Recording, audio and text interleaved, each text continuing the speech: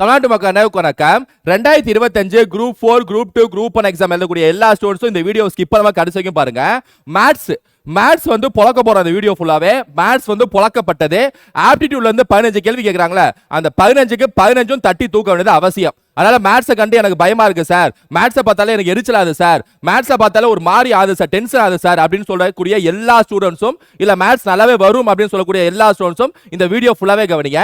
ஒரு 3 விதிகள் சொல்ல போறேன். அந்த 3 விதிகளை வச்சு ஒரு டெமோவாகவே ஒவ்வொரு சமயம் நான் வந்து உங்களுக்கு டிஸ்ப்ளே பண்ணி அப்படியே அதை எப்படி போடுறதுன்னு சொல்லிட்டு போட்டு உடைக்க போறோம். மொத்தமா பொளந்து கட்ட போறோம். வீடியோ வந்து கடைசி வரைக்கும் கவனிங்க. ரைட்டா?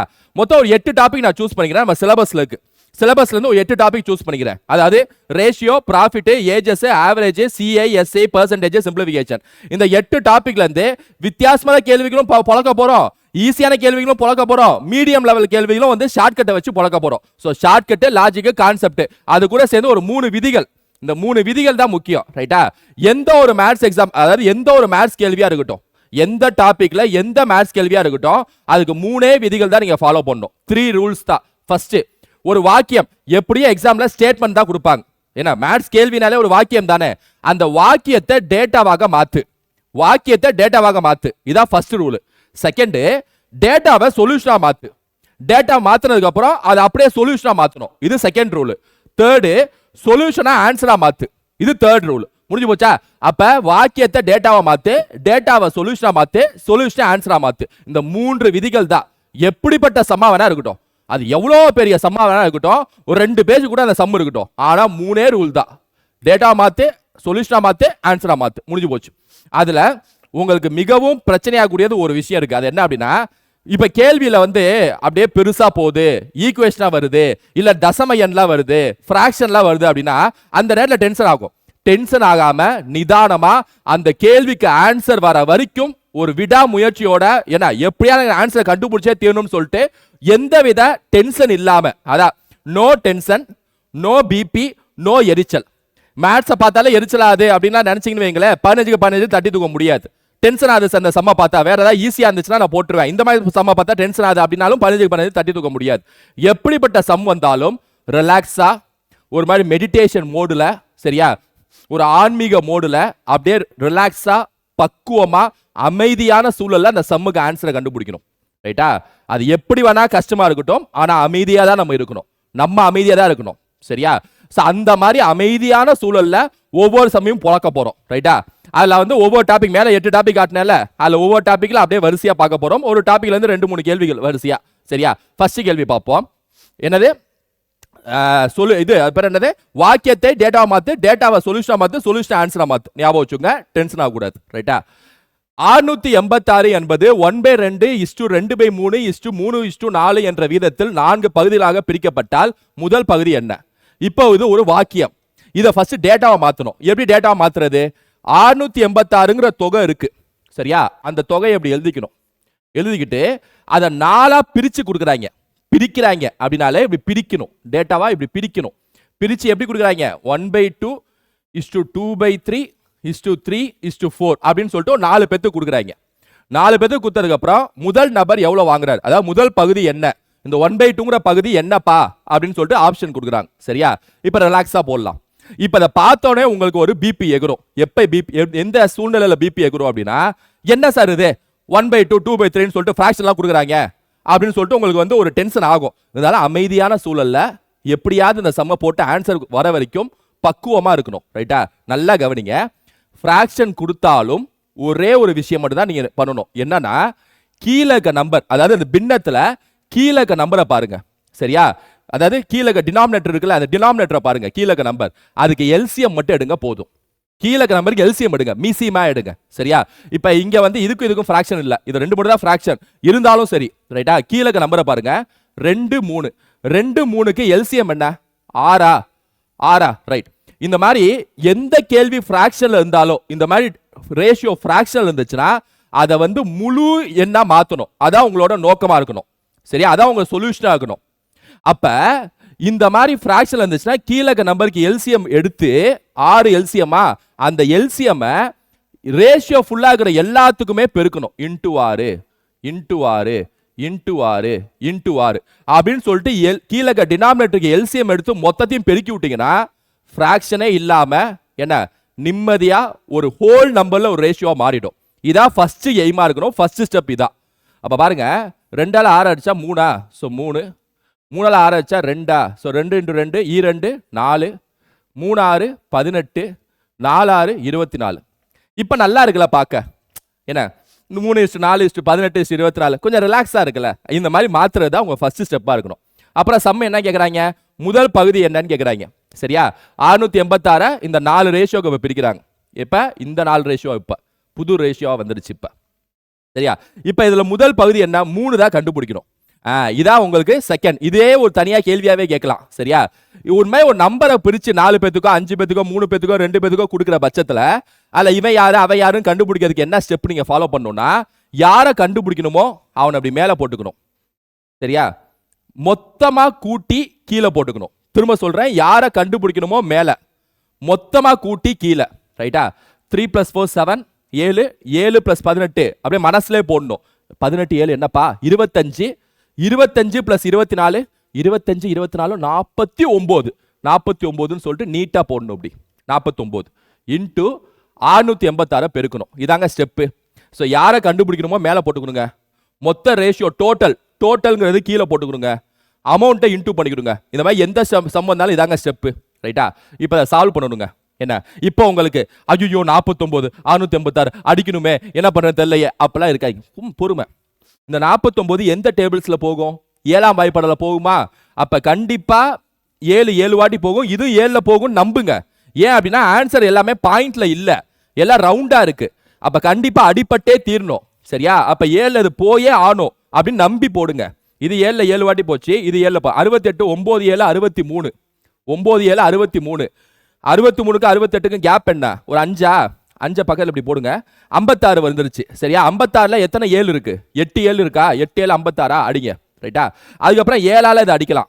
அடிச்சாதான் ஆன்சர் வரும். 7ஆல அடிங்க. 7 7 1 வாட்டி போகும். 7ஆல அடிச்சீங்கன்னா 1 7 1 7 கேரி 2 28 28ல எத்தனை 7 4 7. ரைட்டா, அப்ப லாஸ்டா 14 × 3 பண்ணீங்கன்னா ஆன்சர். 14 × 3 என்ன, மனசுல போடுங்க. பேனா எடுக்காதீங்க, பேனா பேப்பர்லாம் யூஸ் பண்ணக்கூடாது. இந்த மாதிரி இதுக்கெல்லாம் வந்து மனசுல போடணும். 14 × 3 3 12 கேரி 1 3 × 1 3 3 + 1 4 42 சார். அடிங்க, ஆன்சர் முடிஞ்சு போச்சு. சிம்பிளா போட்டாச்சு. ஸோ ஃபர்ஸ்ட் ஸ்டெப்பு டேட்டாவை மாத்திட்டோம், சொல்யூஷன் பண்ணோம், ஆன்சர் வந்துருச்சு. சிம்பிள். எல்லா டாபிக்கும் இதான். ரைட்டா, ஓகே தானங்க. அப்புறம் இந்த மாதிரி ஒரு பின்னத்தை எப்படி முழு எண்ணா மாத்துறதுன்னா எல்சிஎம் எடுத்து இன்டூ பண்ணணும். ரைட்டா, 42 இஸ் தி ஆன்சர். ஓகே, அப்படியே நீட்டா அதே ரிலாக்ஸோட அடுத்த சம் போலாம். 3 எண்களின் கூட்டுத்தொகை 777. முதல் 2 எண்களின் விகிதம் 7:9 மற்றும் இரண்டாவது மற்றும் மூன்றாவது எண்களின் விகிதம் 3:7 எனில் இரண்டாவது எண்ணை கண்டுபிடிக்கவும். இப்ப இது ஒரு வாக்கியமா இருக்கு. இதை ஃபர்ஸ்ட் நம்ம டேட்டாவை மாத்தணும். இப்ப 3 எண்களின் கூட்டுத்தொகை 777, அதை அப்படியே மனசுல வச்சுக்கங்க. ரைட்டா, மனசுல வச்சுக்கங்க. நம்ம மெயின் கண்டென்ட்டுக்கு வருவோம். முதல் மற்றும் இரண்டாவது எண்களின் விகிதம் 7:9, இதுதான் முக்கியம். இப்ப முதல் மற்றும் இரண்டாவது எண்கள்னோனே உங்க மனசுல இந்த மாதிரி முதல் 2வது 3வதுன்னு அப்படியே படிக்கிறப்பவே அப்படியே எக்ஸ் ஒய் இசட்னு சொல்லிட்டு மனசுல அலைப்பாயிடும். அப்படியே முதல் மற்றும் இரண்டாம் எண்களின் விகிதம் சொல்றாங்களா, முதல் எண் நான் எக்ஸ்னு வச்சுக்குவேன், 2வது எண் ஒய்னு வச்சுக்குவேன்னு சொல்லிட்டு ஆட்டோமேட்டிக்கா தோணணும். செம்ம போட போட ஆட்டோமேட்டிக்கா உங்களுக்கு தோணணும். ரைட்டா, அப்ப முதல் எண் நான் எக்ஸ்னு வச்சுக்கிறேன், 2வது எண் ஒய்னு வச்சுக்கிறேன். எக்ஸுக்கும் ஒய்க்கும் உள்ள வித்தியாசம் 7:9. இந்த எக்ஸ் ஒய் இசட்ல உங்க ஃப்ரெண்ட்ஸா மாறணும். எந்த சம்மு வந்தாலும் அதுல ஏதாவது தெரியாத ஒரு விஷயம் இருந்துச்சுன்னா அதை எக்ஸ்னு வச்சுக்கணும். இன்னொரு விஷயம் தெரியல அப்படின்னா அது ஒய்னு வச்சுக்கணும். அப்படியே ஐயோ எக்ஸ் ஒய் இசட் வந்துருச்சே இதான் மேட்ச் எப்படி, அப்படிலாம் இல்ல. தெரியாதது ஒன்னு எக்ஸ், தெரியாத ஒன்னு ஒய். எக்ஸ் உன்னை நான் கண்டுபிடிக்கணும், ஒய் நான் உன்னை கண்டுபிடிக்கணும், ப்ளீஸ் என்னை கோஆபரேட் பண்ணுங்கணும். அப்படி இருக்கணும். ரைட்டா, அப்ப x/y = 7:9. அப்புறம் இரண்டாவது மற்றும் மூன்றாவது ஆல்ரெடி இரண்டாவது என்னதான் நீங்க ஒய்னு வச்சுக்கிட்டீங்க. சரியா, அப்ப மூணாவதுனா புதுசா ஒன்று வருது, அப்ப அதை இசட்னு வச்சுக்கணும். ஈக்குவல் டு எவ்வளோ 3:7. அப்ப இந்த ஸ்டேட்மெண்ட்டை இந்த டேட்டாவை மாத்திட்டோம். இதுல 50% நமக்கு சம்மு முடிஞ்ச மாதிரி தான். சரியா, இப்ப x/y y/z இருக்கு, 2 ரேஷியோவா இருக்கு. ஆனா இங்க 3 எண்களின் கூட்டுத்தொகை 777 சொல்றாங்க. அப்பனா நமக்கு ஆட்டோமேட்டிக்கா மனசுல என்ன தோணணும்னா, அடடா என்னடா 2 ரேஷியோவா இருக்கு, இது மட்டும் x/y/z இருந்துச்சுன்னா நல்லா இருக்குமே அப்படின்னு சொல்லிட்டு தோணணும். அங்கதான் ஒரு ஷார்ட்கட் இங்க வருது. ஷார்ட்கட் லாஜிக் டேட்டான்னு எல்லாம் கலந்து அடிச்சு ஆன்சர் கொண்டு வரணும். ரைட்டா? என்ன ஷார்ட்கட்னா இந்த மாதிரி ரெண்டு ரேஷியோவை ஒரே ரேஷியோவை எப்படி மாத்துறதுனா, அதாவது x/y y/z இப்படி இருக்கக்கூடிய ரேஷியோவை ஒரே ரேஷியோ எப்படி மாத்துறதுனா, கவனிங்க, இந்த ரெண்டு நம்பரையும் பெருக்கிக்கணும். 7 × 3 21 வருதா, இது x. ரைட்டா? இந்த ரெண்டு நம்பரையும் பெருக்கிக்கணும். 9 × 3 27 வருதா, இது y. இந்த ரெண்டு நம்பரையும் பெருக்கிக்கணும். 9 × 7 63 வருதா, இது z. ரைட்டா? பர்ஃபெக்ட். ரிலாக்ஸா போடணும். ரைட்டா? அப்ப a அதான் x y z முடிஞ்சு போச்சு. புரியுதா இல்லையா? அப்படி ஒரு படம் மாதிரி ஒரு படம் x y z. இப்ப x/y/z சொல்லிட்டு நம்ம மொத்தமா இருக்கு, நம்ம கையில இருக்கு. ரைட்டா? ரேஷியோவா இருக்கு. இப்ப எண்ணில் இரண்டாவது எண்ணை கண்டுபிடிக்கவும் சொல்றாங்க. ரெண்டாவது எண்ணை கண்டுபிடிங்கிறாங்க. இப்ப என்ன இங்க என்ன அர்த்தம் பாருங்க, 3 எண்களின் கூட்டுத்தொகை 777ங்கிறாங்க. அப்படின்னா என்ன அர்த்தம்னா, இதான் அந்த 3 எண்களோட ரேஷியோ கண்டுபிடிச்சாச்சு. இப்ப என்ன நீங்க யோசிக்கணும் எக்ஸாம்ல அப்படின்னா, எப்பா 3 எண்களின் கூட்டுத்தொகை 777ங்கிறீங்க, அந்த 3 எண்களே 3 ரேஷியோவா இருக்கு, அப்ப 777 தாப்பா இந்த 3 ரேஷியோவா பிரிச்சிருக்காங்க அப்படிங்கிறது மனசுல தோணணும். அதுக்கப்புறம் ரெண்டாவது எண்ணு கேட்கறாங்களா, அந்த ரெண்டாவது எண் என்ன 27ங்கிறத நம்ம கண்டுபிடிக்கணும். இதே மாதிரி தான் போன சமம் பார்த்தோம். இது மாதிரி 3 எண்ணா பிரிக்கிறப்ப முதல் எண் பார்த்தோம், அதே மாதிரி இங்க ரெண்டாவது எண் பார்க்கணும். எப்படி போட்டோம் சொல்லுங்க? யாரை கண்டுபிடிக்கணுமோ அவனை மேல போட்டுக்கணும். ரெண்டாவது எண் 27 மேல, 3யுமே கூட்டி கீழே போட்டுக்கணும். ரேஷியோல இருக்க எல்லாத்தையும் கூட்டி கீழே போட்டுக்கணும். கூட்டுங்க, 48 + 63. நீங்க பொறுமையா கூட்டி பாருங்க, ஒரு 111 வரும். 111 அப்படின்னு வரும். கூட்டி பாருங்களேன் 10 11 1 8 9 10 11 111 வரும். இன்டு அமௌண்ட்டை இன்டு போடணும். அவ்வளவுதானே? ஓகே. இப்ப இந்த 111 777ல 7 வாட்டி போகும். கீழே கூட்டினா உங்களுக்கு என்ன வருதுன்னு தெரியலனா கூட இங்க 111 போடுங்க. ஏன்னா அப்பதான் மேல 777ல 7 வாட்டி இது போகும். ஏன்னா ஆன்சர் எல்லாமே ரவுண்டா தான் இருக்கு. அப்ப கண்டிப்பா அது போய் தான் ஆனும். அப்ப 777ல போகக்கூடிய ஒரே நம்பர் கீழே 111 இருந்தா தான் போகும் அப்படின்னு யோசிக்கணும். சரியா? அப்ப லாஸ்டா 27 × 7 7 7 49 கேரி 4 7 2 14 4 செத்தா 189 தாங்க ஆன்சர். கரெக்டா போட்டாச்சு. ஓகேவா? சால்வ்டு. அப்ப ஒரு வாக்கியத்தை டேட்டாவா மாத்திட்டோம், டேட்டாவை சால்வ் பண்ணிட்டோம், சால்வ் பண்ணி ஆன்சரை கொண்டு வந்துட்டோம். சிம்பிளா? ரைட். எல்லா டாபிக்கும் இதை தான் நீங்க ஃபாலோ பண்ணணும். 189 இருக்கான்னு பாத்துங்க, இதை பார்த்துருப்பீங்க. 189 எங்க? Option D is the answer. ரைட்டா? அப்படியே அடுத்த சம் பார்ப்போமா? இதை கவனிங்க. 15 ஆண்களும் 18 பெண்களும் 12 சிறுவர்களும் சேர்ந்து வேலை செய்து ஒரு நாளைக்கு 2070 ஊதியம் பெறுகின்றனர். Okay, super. ஒரு ஆண் ஒரு பெண் மற்றும் ஒரு சிறுவனின் தினசரி ஊதியம் 4:3:2 என்ற வீதத்தில் இருந்தால் ஒரு ஆண் 2 பெண்கள் மற்றும் 3 சிறுவரின் தினசரி ஊதியம் என்ன? இது ஒரு வித்தியாசமான கேள்வி. ரைட்டா? இது ஒரு வித்தியாசமான கேள்வி. அதான் ஈஸி, மீடியம், டிஃபிகல்ட்டி எப்படி வேணா இருக்கும். சரியா? இது மீடியம் லெவல்னு வச்சுக்கலாம். பார்த்தாலே என்னடா அது நிறைய இருக்க மாதிரி தோணும். கொஞ்சம் நிதானமா யோசிப்போம். எங்க ரேஷியோ இருக்கோ அங்கதான் நமக்கு மேட்ரே. அங்கிருந்தா நம்ம சம்ம ஸ்டார்ட் பண்ணோம். இங்க பாருங்க, ஒரு ஆண் ஒரு பெண் மற்றும் ஒரு சிறுவனின் தினசரி ஊதியம் 4:3:2 சொல்றாங்க. சரியா? அப்பனா ஒரு மென் ஒரு உமன் ஒரு பாயோட ரேஷியோ, அதாவது ஒரு நாள் ரேஷியோ, ஒரு நாளோட அவன் சம்பளம் பார்த்தீங்கன்னா 4:3:2. மேல என்ன சொல்லிருக்காங்கன்னா 15 ஆண்கள் 18 பெண்கள் 12 சிறுவர்கள் சேர்ந்து ஒரு நாளைக்கு 2070 சொல்லிட்டு மேல சொல்றாங்க. இப்ப நமக்கு என்ன மேட்ரு அப்படின்னா, ஒரு நாள்ல ஒரு பெண் ஒரு ஆணு ஒரு பெண்ணு ஒரு பசங்க சேர்ந்து 4:3:2னா ஒரு ஆண் வந்து 4னா 4 ரூபான்னு அர்த்தம் இல்ல, ஒரு பெண்ணு 3னா 3 ரூபான்னு அர்த்தம் இல்ல, ஒரு பாய் 2 ரூபானா 2 ரூபான்னு அர்த்தம் இல்ல. ரேஷியோனா நீங்க அப்படியே அந்த நம்பரா பார்க்க கூடாது. அப்ப என்ன சார் அர்த்தம் அப்படின்னா, ரேஷியோனால என்ன செய்யணும் அப்படின்னா 4:3:2னா அது ஒரிஜினல் இல்ல, அது டூப்ளிகேட். சரியா? ஒரிஜினல் வேற ஏதாவது ஒன்று இருக்கும். இப்ப எடுத்துக்காட்டு 4:2 3:2 2:2 8 6 4. அப்ப 8 6 4 கூட உண்மையா இருக்கலாம். இல்லாட்டினா 4:3 3:3 2:3 12 9 2:3 6 இது கூட உண்மையா இருக்கலாம். அப்ப ரேஷியோனா எப்பவுமே ஒரு மனசுல வச்சுங்க, அது ஒரு டூப்ளிகேட் நம்பர்.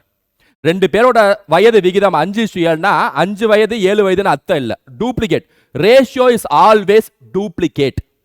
அப்ப அது எப்ப சார் ஒரிஜினலா மாறும்? எப்ப மாறும்னா இன்டு ஏதோ நம்பரை பெருக்கினாதான் ஒரிஜினல். ஆனா அது என்ன நம்பர் நமக்கு தெரியல, அதனால எக்ஸ் ஆல பெருக்குவோம். ரைட்டா? அப்ப ஒரிஜினல் என்ன அப்படின்னா 4x 3x 2x அப்படிதான் சொல்லணும். அப்ப ஒரு ஆணோட சம்பளம் என்னப்பா அப்படின்னா ஒரு நாள் எவ்வளோப்பா சம்பாதிக்கிற? 4x நான் சம்பாதிக்கிறேன் சார். ஏமா ஒரு பெண்ணோட எவ்வளோமா சம்பாதிக்கிற? நான் வந்து 3x சம்பாதிக்கிறேன் சார். எப்பா பையன் ஒரு பாய் நீ எவ்வளோப்பா சம்பாதிக்கிற? நான் வந்து 2x சம்பாதிக்கிறேன் சார் அப்படின்னு சொல்லுவாங்க. ரைட்டா? இப்போ ஒரு ஆணோட ஒரு நாள் சம்பளம் 4x. இப்போ இங்க என்ன சொல்றாங்கன்னா 15 ஆண்கள் 18 பெண்கள் 12 சிறுவர்களோட ஒரு நாள் சம்பளம் கொடுத்துருக்காங்க. இப்போ என்ன செய்யலாம் அப்படின்னா ஒரு ஆளோட ஒரு நாள் சம்பளம் 4x, அது மாதிரி 15 ஆண்களோட ஒரு நாள் சம்பளம் 15 × 4xன்னு போடலாமா? அப்படிதானே வரும். ஒரு ஆளோட சம்பளம் உதாரணத்துக்கு 1000 ரூபான்னு வச்சுக்கோங்க. 15 ஆண்கள் 15000 ரூபாயா? எப்படி பண்ணீங்க? 15 × 1000, அது மாதிரி தான் 15 × 4x. அது மாதிரி ஒரு பெண்ணோட சம்பளம் வந்து 3x, 18 பெண்களோட சம்பளம் 18 × 3x. அதே மாதிரி ஒரு சிறுவரோட சம்பளம் 2x, 12 சிறுவரோட சம்பளம் 12 × 2x. ரைட்டா? இப்படி பண்ணா என்ன நடக்கும்னா மொத்த அமௌண்ட் கிடைக்கும் ஒரு நாளைக்கு. நான் சொல்றது ஒரு நாளைக்கு. ரைட்டா? ஏன்னா இந்த சம்பளம் எல்லாமே ஒரு நாளைக்கு. அப்ப ஒரு நாளோட மொத்த சம்பளம் கிடைக்கும். அந்த மொத்த சம்பளம் தான் இங்க கொடுத்துருக்காங்க 2070. So equal to 2070. முடிஞ்சுச்சா? அப்ப ரேஷியோ எங்க இருக்கோ அதை எடுத்துட்டு போய் ஒரு டேட்டாவை எழுதிட்டோம். அப்புறம் டேட்டாவை அப்படியே சொல்யூஷனா மாத்தி இப்படி கொண்டு வந்து அப்படியே நம்ம சால்வ் பண்றோம். சொல்யூஷனை ஆன்சர் கண்டுபிடிக்கிறோம். இந்த ஸ்டேஜ்ல இருக்கும். 15 × 4 60x, 18 × 3 54x. நீங்க கொஞ்சம் பொறுமையா போட்டு பாருங்க. 12 × 2 24x இஸ் ஈக்குவல் டு 2070. ரைட்டா? இப்ப 60 54 24 இது மூணையும் கூட்டுங்க. சரியா? 78 138x வருது. சரியா? 138x is equal to 2070. அப்படின்னா x is equal to 2070 by 138. கேட்டாங்க 2070 பை 138 தான் x. இப்போ அந்த x வந்து நம்ம கண்டுபிடிக்கணும். இப்போ 2070யும் 138யும் எதால அடிப்பீங்க? 2ஆலே அடிச்சிருங்க. சரி, 2ஆல அடிச்சா கீழே வந்து 6 9 69 வருது. மேல 2ஆல அடிச்சா 1035ன்னு வந்துருது. 1035. இப்போ 1035 பை 69 இருக்கு. இங்க தான் டென்ஷன் ஆகக்கூடாது, பிபி எகிரும். இங்க தான் ஆகக்கூடாது, பொறுமையா அடிக்கணும். 1035 பை 69 எதால அடிக்கலாம்? 3ஆல அடிக்கலாமா? 3ஆல அடிச்சா 23, மேல 3ஆல அடிச்சா 3 3 9, 4 3 12, 345ன்னு வருது. பொறுமையா ரிலாக்ஸா. இப்ப 23ஆல ஸ்ட்ரைட்டா அடிச்சுட்டா ஆனும், வேற வழியே இல்ல. சோ அப்ப 23ஆல ஸ்ட்ரைட்டா அடிச்சா 23 ஒரு வாட்டி போகும், 33 34 11 கேப், 115ல 23 5 வாட்டி போயிடும். இப்ப x வந்து நம்ம 15ன்னு கண்டுபிடிச்சாச்சு. x 15ன்னு கண்டுபிடிச்சாச்சு. ரைட்டா? இப்ப x 15 கண்டுபிடிச்சோம்னா இங்க அந்த x சப்ஸ்டிட்யூட் பண்ணுங்க. 4 × 15 60, 3 × 15 45, 2 × 15 30. இது என்ன தெரியுமா? ஒரு ஆளோட ஒரு நாள் சம்பளம், ஒரு பெண்ணோட ஒரு நாள் சம்பளம், ஒரு பையனோட ஒரு நாள் சம்பளம் கண்டுபிடிச்சாச்சு. ரைட்டா? சிம்பிளா போட்டாச்சுங்க. இங்க பாருங்க, ரேஷியோவை ஒரிஜினலா மாத்தி அதை 15 ஆண்கள் 18 பெண்கள் 12க்கு இன்டூ பண்ணி ஈக்குவல் பண்ணி எக்ஸை கண்டுபிடிச்சிட்டோம். இந்த ஸ்டெப் அப்ப அப்படியே நிதானமா ஸ்டெப் பை ஸ்டெப்பா நம்ம போடணும். எந்த வித பிசுறு தட்டாம இருக்கணும். சரியா? எப்படி வேணா கஷ்டமா உள்ள இருக்கட்டும், இந்த மாதிரி அடிக்க முடியாத மாதிரி எப்படி வேணா இருக்கட்டும், ஆனா நமக்கு ஆன்சர் கொண்டு வந்தே தீரணுங்கிற அந்த விடாப்பிடி அந்த வெறியோட போடணும். இப்ப நமக்கு ஒரு ஆண் ஒரு பெண் ஒரு பையனோட சம்பளம் கையில வந்துருச்சு. கேள்வி என்னன்னு பார்ப்போம். ஒரு ஆண் 2 பெண்கள் மற்றும் 3 சிறுவனின் தினசரி ஊதியம். இவங்க பாத்தீங்களா இல்லையா? நம்ம ஒரு ஆள் ஒரு பெண் ஒரு பையன் கண்டுபிடிச்சிருக்கோம். அப்படியே கேட்க வேண்டியதானே? இவங்கள பாருங்களேன், ஒரு ஆண் 2 பெண் 3 சிறுவன், அதோட சம்பளம் சொல்லுங்க அப்படின்னு சொல்லிட்டு கேள்வியை கேட்கிறாங்க. சாடிஸ்ட். இந்த மாதிரி கேள்வி எடுக்கிறவங்களா சாடிஸ்ட். ரைட்டா? இப்படிதான் ஏதாவது நம்மளை வந்து பாஸ் ஆகவே கூடாதுன்னு நினைச்சே கேள்வி எடுப்பாங்க. இப்படி இருந்தாலும் அதை அடிச்சே தீரணும், பாஸ் ஆகணும் அப்படின்னு சொல்லிட்டு நம்ம காட்டணும் அவங்கள்ட்ட. அப்ப ஒரு ஆண்னா ஒரு ஆணோட சம்பளம் 60 ரூபா. அது ஒன்றும் பிரச்சனை இல்லை. 2 பெண்கள்ங்கிறாங்க, ஒரு பெண்ணோட சம்பளம் 45 ரூபா. அப்ப 2 பெண்ணுனா 90 ரூபா வருது. ரைட்டா? 3 சிறுவன்கிறாங்க, ஒரு சிறுவனோட சம்பளம் 30 ரூபா. அப்ப 3 சிறுவன்னா அதுவும் 90 ரூபா வருது. அப்ப ஒரு ஆண்னா 60 ரூபா, 2 பெண்களோட சம்பளம் 90 ரூபா, 3 சிறுவனோட சம்பளம் 90 ரூபா. இது மூணையுமே கூட்டணுங்க. சரியா? ஏன்னா மொத்தமா கேட்குறாங்க. அப்ப 60 + 90 + 90 எவ்வளவு வரும்? 180 240 வரும். சான்சர் வந்து 240ங்க. Option C. சரியா? சோ இந்த மாதிரி வித்தியாசமான கேள்விகள் உங்க எக்ஸாம்ல வரும். வந்துச்சுன்னா இந்த மாதிரி நிதானமா டேட்டாவை மாத்தி சொல்யூஷனா மாத்தி ஆன்சரை கொண்டு வரணும். ரைட்டாங்க? நீட்டா போட்டாச்சுல? நீட்டா போட்டாச்சு. Perfect perfect super. அடுத்து இங்க பாருங்க, profit and loss. 70% of the cost price of an article is equal to 40% of the selling price. What is the profit or loss percentage? ஒரு பொருளின் அடக்க விலையின் 70% விற்பனை விலையின் 40% சமமாகும். அதன் லாபம் அல்லது நஷ்ட சதவீதம் என்ன? இந்த மாதிரி கேள்வி கேட்டாலே ஷார்ட்கட் ஒன்று இருக்கு, சரிட்டா? அதாவது வித்தியாசமான கேள்விகளை டேட்டா போடுறது, லாஜிக் போடுறது எல்லாம் கலந்து தான் இந்த வீடியோ ஃபுல்லாவே நான் சொல்ல போறேன். ஷார்ட்கட் அது இதுன்னு எல்லாமே, சரியா? அப்ப இங்க பாருங்க, இந்த மாதிரி cost price of article is equal to selling price of an article. ஒரு பொருளின் அடக்க விலை இஸ் ஈக்குவல் டு ஒரு சில பொருளின் விற்பனை விலைன்னு சொல்லிட்டு இஸ் ஈக்குவல் டுன்னு ஒரு வார்த்தை இருந்தாலே, எப்படி அடக்க விலை விற்பனை விலை ஈக்குவல் டு, அதாவது ஒரு பொருளின் அடக்க விலையின் 70% விற்பனை விலையின் 40% சமமாகும். சமம் அப்படின்னு ஒரு வார்த்தை இருந்தாலே ஒரே ஒரு ஷார்ட்கட் நான் சொல்றேன். அந்த ஷார்ட்கட்டை போட்டீங்கன்னா ஆன்சர் வந்துடும். என்ன ஷார்ட்கட் அப்படின்னா, CP number minus SP number divided by SP number into 100. இதான் ஷார்ட்கட். எப்படிப்பட்ட சம் வந்துச்சுன்னா, இதே சாயல்ல சம் வந்துச்சுன்னா CP of X articles is equal to SP of Y articles. இதான் மாடல். எக்ஸ் பொருட்களின் அடக்க விலையும் ஒய் பொருட்களின் விற்பனை விலையும் சமம். இதான் மாடல். இந்த மாடல்ல எந்த சம் இருந்தாலும் இதான் ஷார்ட்கட். அது என்ன சார் சிபி நம்பர்? சிபி நம்பர்னா சிபி பக்கத்தில் இருக்க நம்பர் தான் சிபி நம்பர், ரைட்டா? பக்கத்தில் இருக்க நம்பர் 70 மைனஸ் எஸ்பி நம்பர்னா எஸ்பி பக்கத்தில் இருக்க நம்பர் தான் எஸ்பி நம்பர்.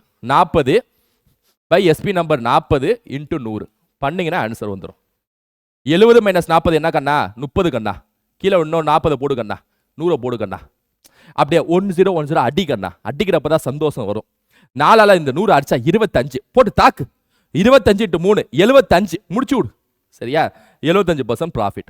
நிம்மதியா அப்படியே ஓஎம்ஆர்ல ஷேர் பண்ணிட்டு அடுத்த சம் போகணும், ரைட்டா? ஸோ அதான் ஷார்ட்கட். ஸோ இந்த மாதிரி சம் வந்தாலே இதான் ஷார்ட்கட்டு. கரெக்டாக ஃபாலோ பண்ணுங்க. ஷார்ட்கட் சொல்லுங்க. CP number minus SP number by SP number into 100 sir. Super sir, super ராஜா, முடிஞ்சிருச்சு ராஜா, சரியா? That's all your honour. அடுத்து போலாம். அடுத்த sum. A trader buys 800 kg of tomatoes for rupees 7,200. 10% of tomatoes are damaged in the transportation. At what rate rupees per kilogram should he sell the rest to earn 30% profit? 800 kilo தக்காளியை வியாபாரி ஒருவர் ரூபாய் 700க்கு வாங்குகிறார். 10% தக்காளி போக்குவரத்தில் சேதமடைந்துள்ளது. 30% லாபம் ஈட்ட மீதியை எந்த விலைக்கு ஒரு கிலோ ரூபாய் எந்த விலைக்கு விற்க வேண்டும்? விற்பனை விலை கேட்கிறாங்க. விற்பனை விலை தான் கேட்கிறாங்க. அது எப்படி கேட்கிறாங்கன்னா, ஒரு கிலோக்கு எவ்வளவு ரூபாயில விற்க வேண்டும் அப்படின்னு கேட்கிறாங்க. இந்த மாதிரி கேள்வியில எக்ஸாம்ல கேட்கிறப்ப இது ஒரு கான்செப்டும் உள்ள இருக்கு. இதை வச்சு நம்ம அந்த டைம்ல லாஜிக்காவும் போடணும், ரைட்டா? ஸோ நிதானமா போடணும். நல்லா கவனிங்க. 800 கிலோ தக்காளியா வியாபாரி ஒருத்தவன் 7500க்கு வாங்கிக்கிறார். அப்ப காஸ்ட் பிரைஸ்னு ஒன்று இருக்கு, சரியா? இப்ப டேட்டாவை எப்படி மாத்துறேன்னு பாருங்க. இந்த கொஸ்டினை எப்படி டேட்டாவை மாத்துறேன்னு பாருங்க. அந்த வியாபாரியோட அடக்க விலை வந்து 7500 ரூபா கேட்டாங்க. நீட்டா அப்படி எழுதிக்கணும், டேட்டாவை எழுதிக்கணும். வாக்கியத்தை டேட்டாவை எழுதிட்டேன். வர வழியில 10% தக்காளி போக்குவரத்தில் சேதப்படுது. பாவத்தை சார். 800 கிலோ வாங்குறாரு. 800 கிலோ பையில இருந்து 7500 ரூபா இந்தாங்க, 800 கிலோ கொடுங்க அப்படின்னு சொல்லிட்டு வாங்கிட்டு வந்துட்டு இருக்காரு போல. என்ன குட்டியானையில வந்துட்டு இருக்காரு, டாடா ஏஸ்ல வந்துட்டு இருக்கப்ப டிரான்ஸ்போர்டேஷன் அப்ப எவனோ குடுக்கால வந்துட்டானே, ஏதோ நடந்துச்சு போல. 10% தக்காளி அப்படியே கீழே கொட்டிடுச்சோ ஏதோ நடந்துருச்சு. ஏன்னா அப்ப நல்லா கவனிங்க. ஆனா 7500 தான் பாக்கெட்ல இருந்து கொடுத்தாரு. அப்ப 7500 இவரோட காஸ்ட் பிரைஸ்ங்கிறது பிக்ஸடு, சரியா? வர வழியில 10% தக்காளி போக்குவரத்துல நாசமாயிடுச்சு. இப்ப நாசமானாலும் பரவாயில்லன்னு சொல்லிட்டு எப்படி இருந்தாலும் மீதி இருக்க தக்காளி இருக்கல, அதை வந்து 30% லாபத்துல வித்துட்டாரு, ஜெயிச்சிட்டாரு, சரியா? 30% லாபத்துல வித்துட்டாரு வந்து. என்ன அப்ப லாபத்துல 30% லாபத்துல விற்கிறாருன்னா நல்லா கவனிங்க. காஸ்ட் பிரைஸ் 7500, சரியா? இந்த 7500 ரூபா பையில இருந்து எடுத்து கொடுத்துட்டாரு, சரியா? இந்த நடுவுல தக்காளி கெட்டு போய் அதாவது சேதமடைவுல அதெல்லாம் விட்டுருங்க. எப்படி பார்த்தாலும் இவர் 7500 ரூபா கொடுத்துட்டாரு இவரோட பணத்துல இருந்து. எப்படி பார்த்தாலும் 30% ப்ராஃபிட். அதை மட்டும் பாருங்க, சரியா? இந்த சேதமடைதெல்லாம் அப்புறம் பார்த்துக்குவோம். இப்ப எப்படி பார்த்தாலும் காஸ்ட் பிரைஸ் இதான். ஏன்னா அவர் பையில இருந்து செலவு பண்ணிட்டார். அது என்ன இருந்தாலும் எப்படி பார்த்தாலும் 30% வித்துட்டாரு. அப்ப 7500 காஸ்ட் பிரைஸ், 30% ப்ராஃபிட் பர்சன்ட். இதுக்கு ஃபர்ஸ்ட் செல்லிங் பிரைஸை கண்டுபிடிப்போம், விற்பனை விலையை கண்டுபிடிப்போம், எவ்வளவுதான் வித்தாலும் கண்டுபிடிப்போம் ஃபர்ஸ்ட். அப்ப காஸ்ட் பிரைஸ் 7500, ப்ராஃபிட் பர்சன்ட் 30%. இதை வச்சு நம்ம விற்பனை விலையை ஃபர்ஸ்ட் கண்டுபிடிப்போம். எப்படி கண்டுபிடிக்கிறது? இந்த மாதிரி வந்து காஸ்ட் பிரைஸ் கொடுத்து ப்ராஃபிட் பர்சன்ட் கொடுத்து செல்லிங் பிரைஸ் கேட்கிற எந்த சம்மா இருந்தாலும் காஸ்ட் பிரைஸ் இப்படி எழுதிக்குங்க. எழுதிக்கிட்டு ப்ராஃபிட் பர்சன்ட் 30%னா 130/100 போடுங்க. சரியா? 130/100 ஏன் போடுறேன் அப்படின்னா 100ல இருந்து 30 கூட்டுங்க. அதாவது அந்த 7500 30% அதிகரிக்குதுன்னு அர்த்தம். சரியா? அப்படி அதிகரிச்சுன்னா உங்களுக்கு செல்லிங் பிரைஸ் கிடைச்சிடும். அப்ப சிபி கொடுத்து ப்ராஃபிட் பர்சன்ட் கொடுத்து எஸ்பி கேட்டாங்கன்னா CP into 100 plus profit percent by 100 வரும்.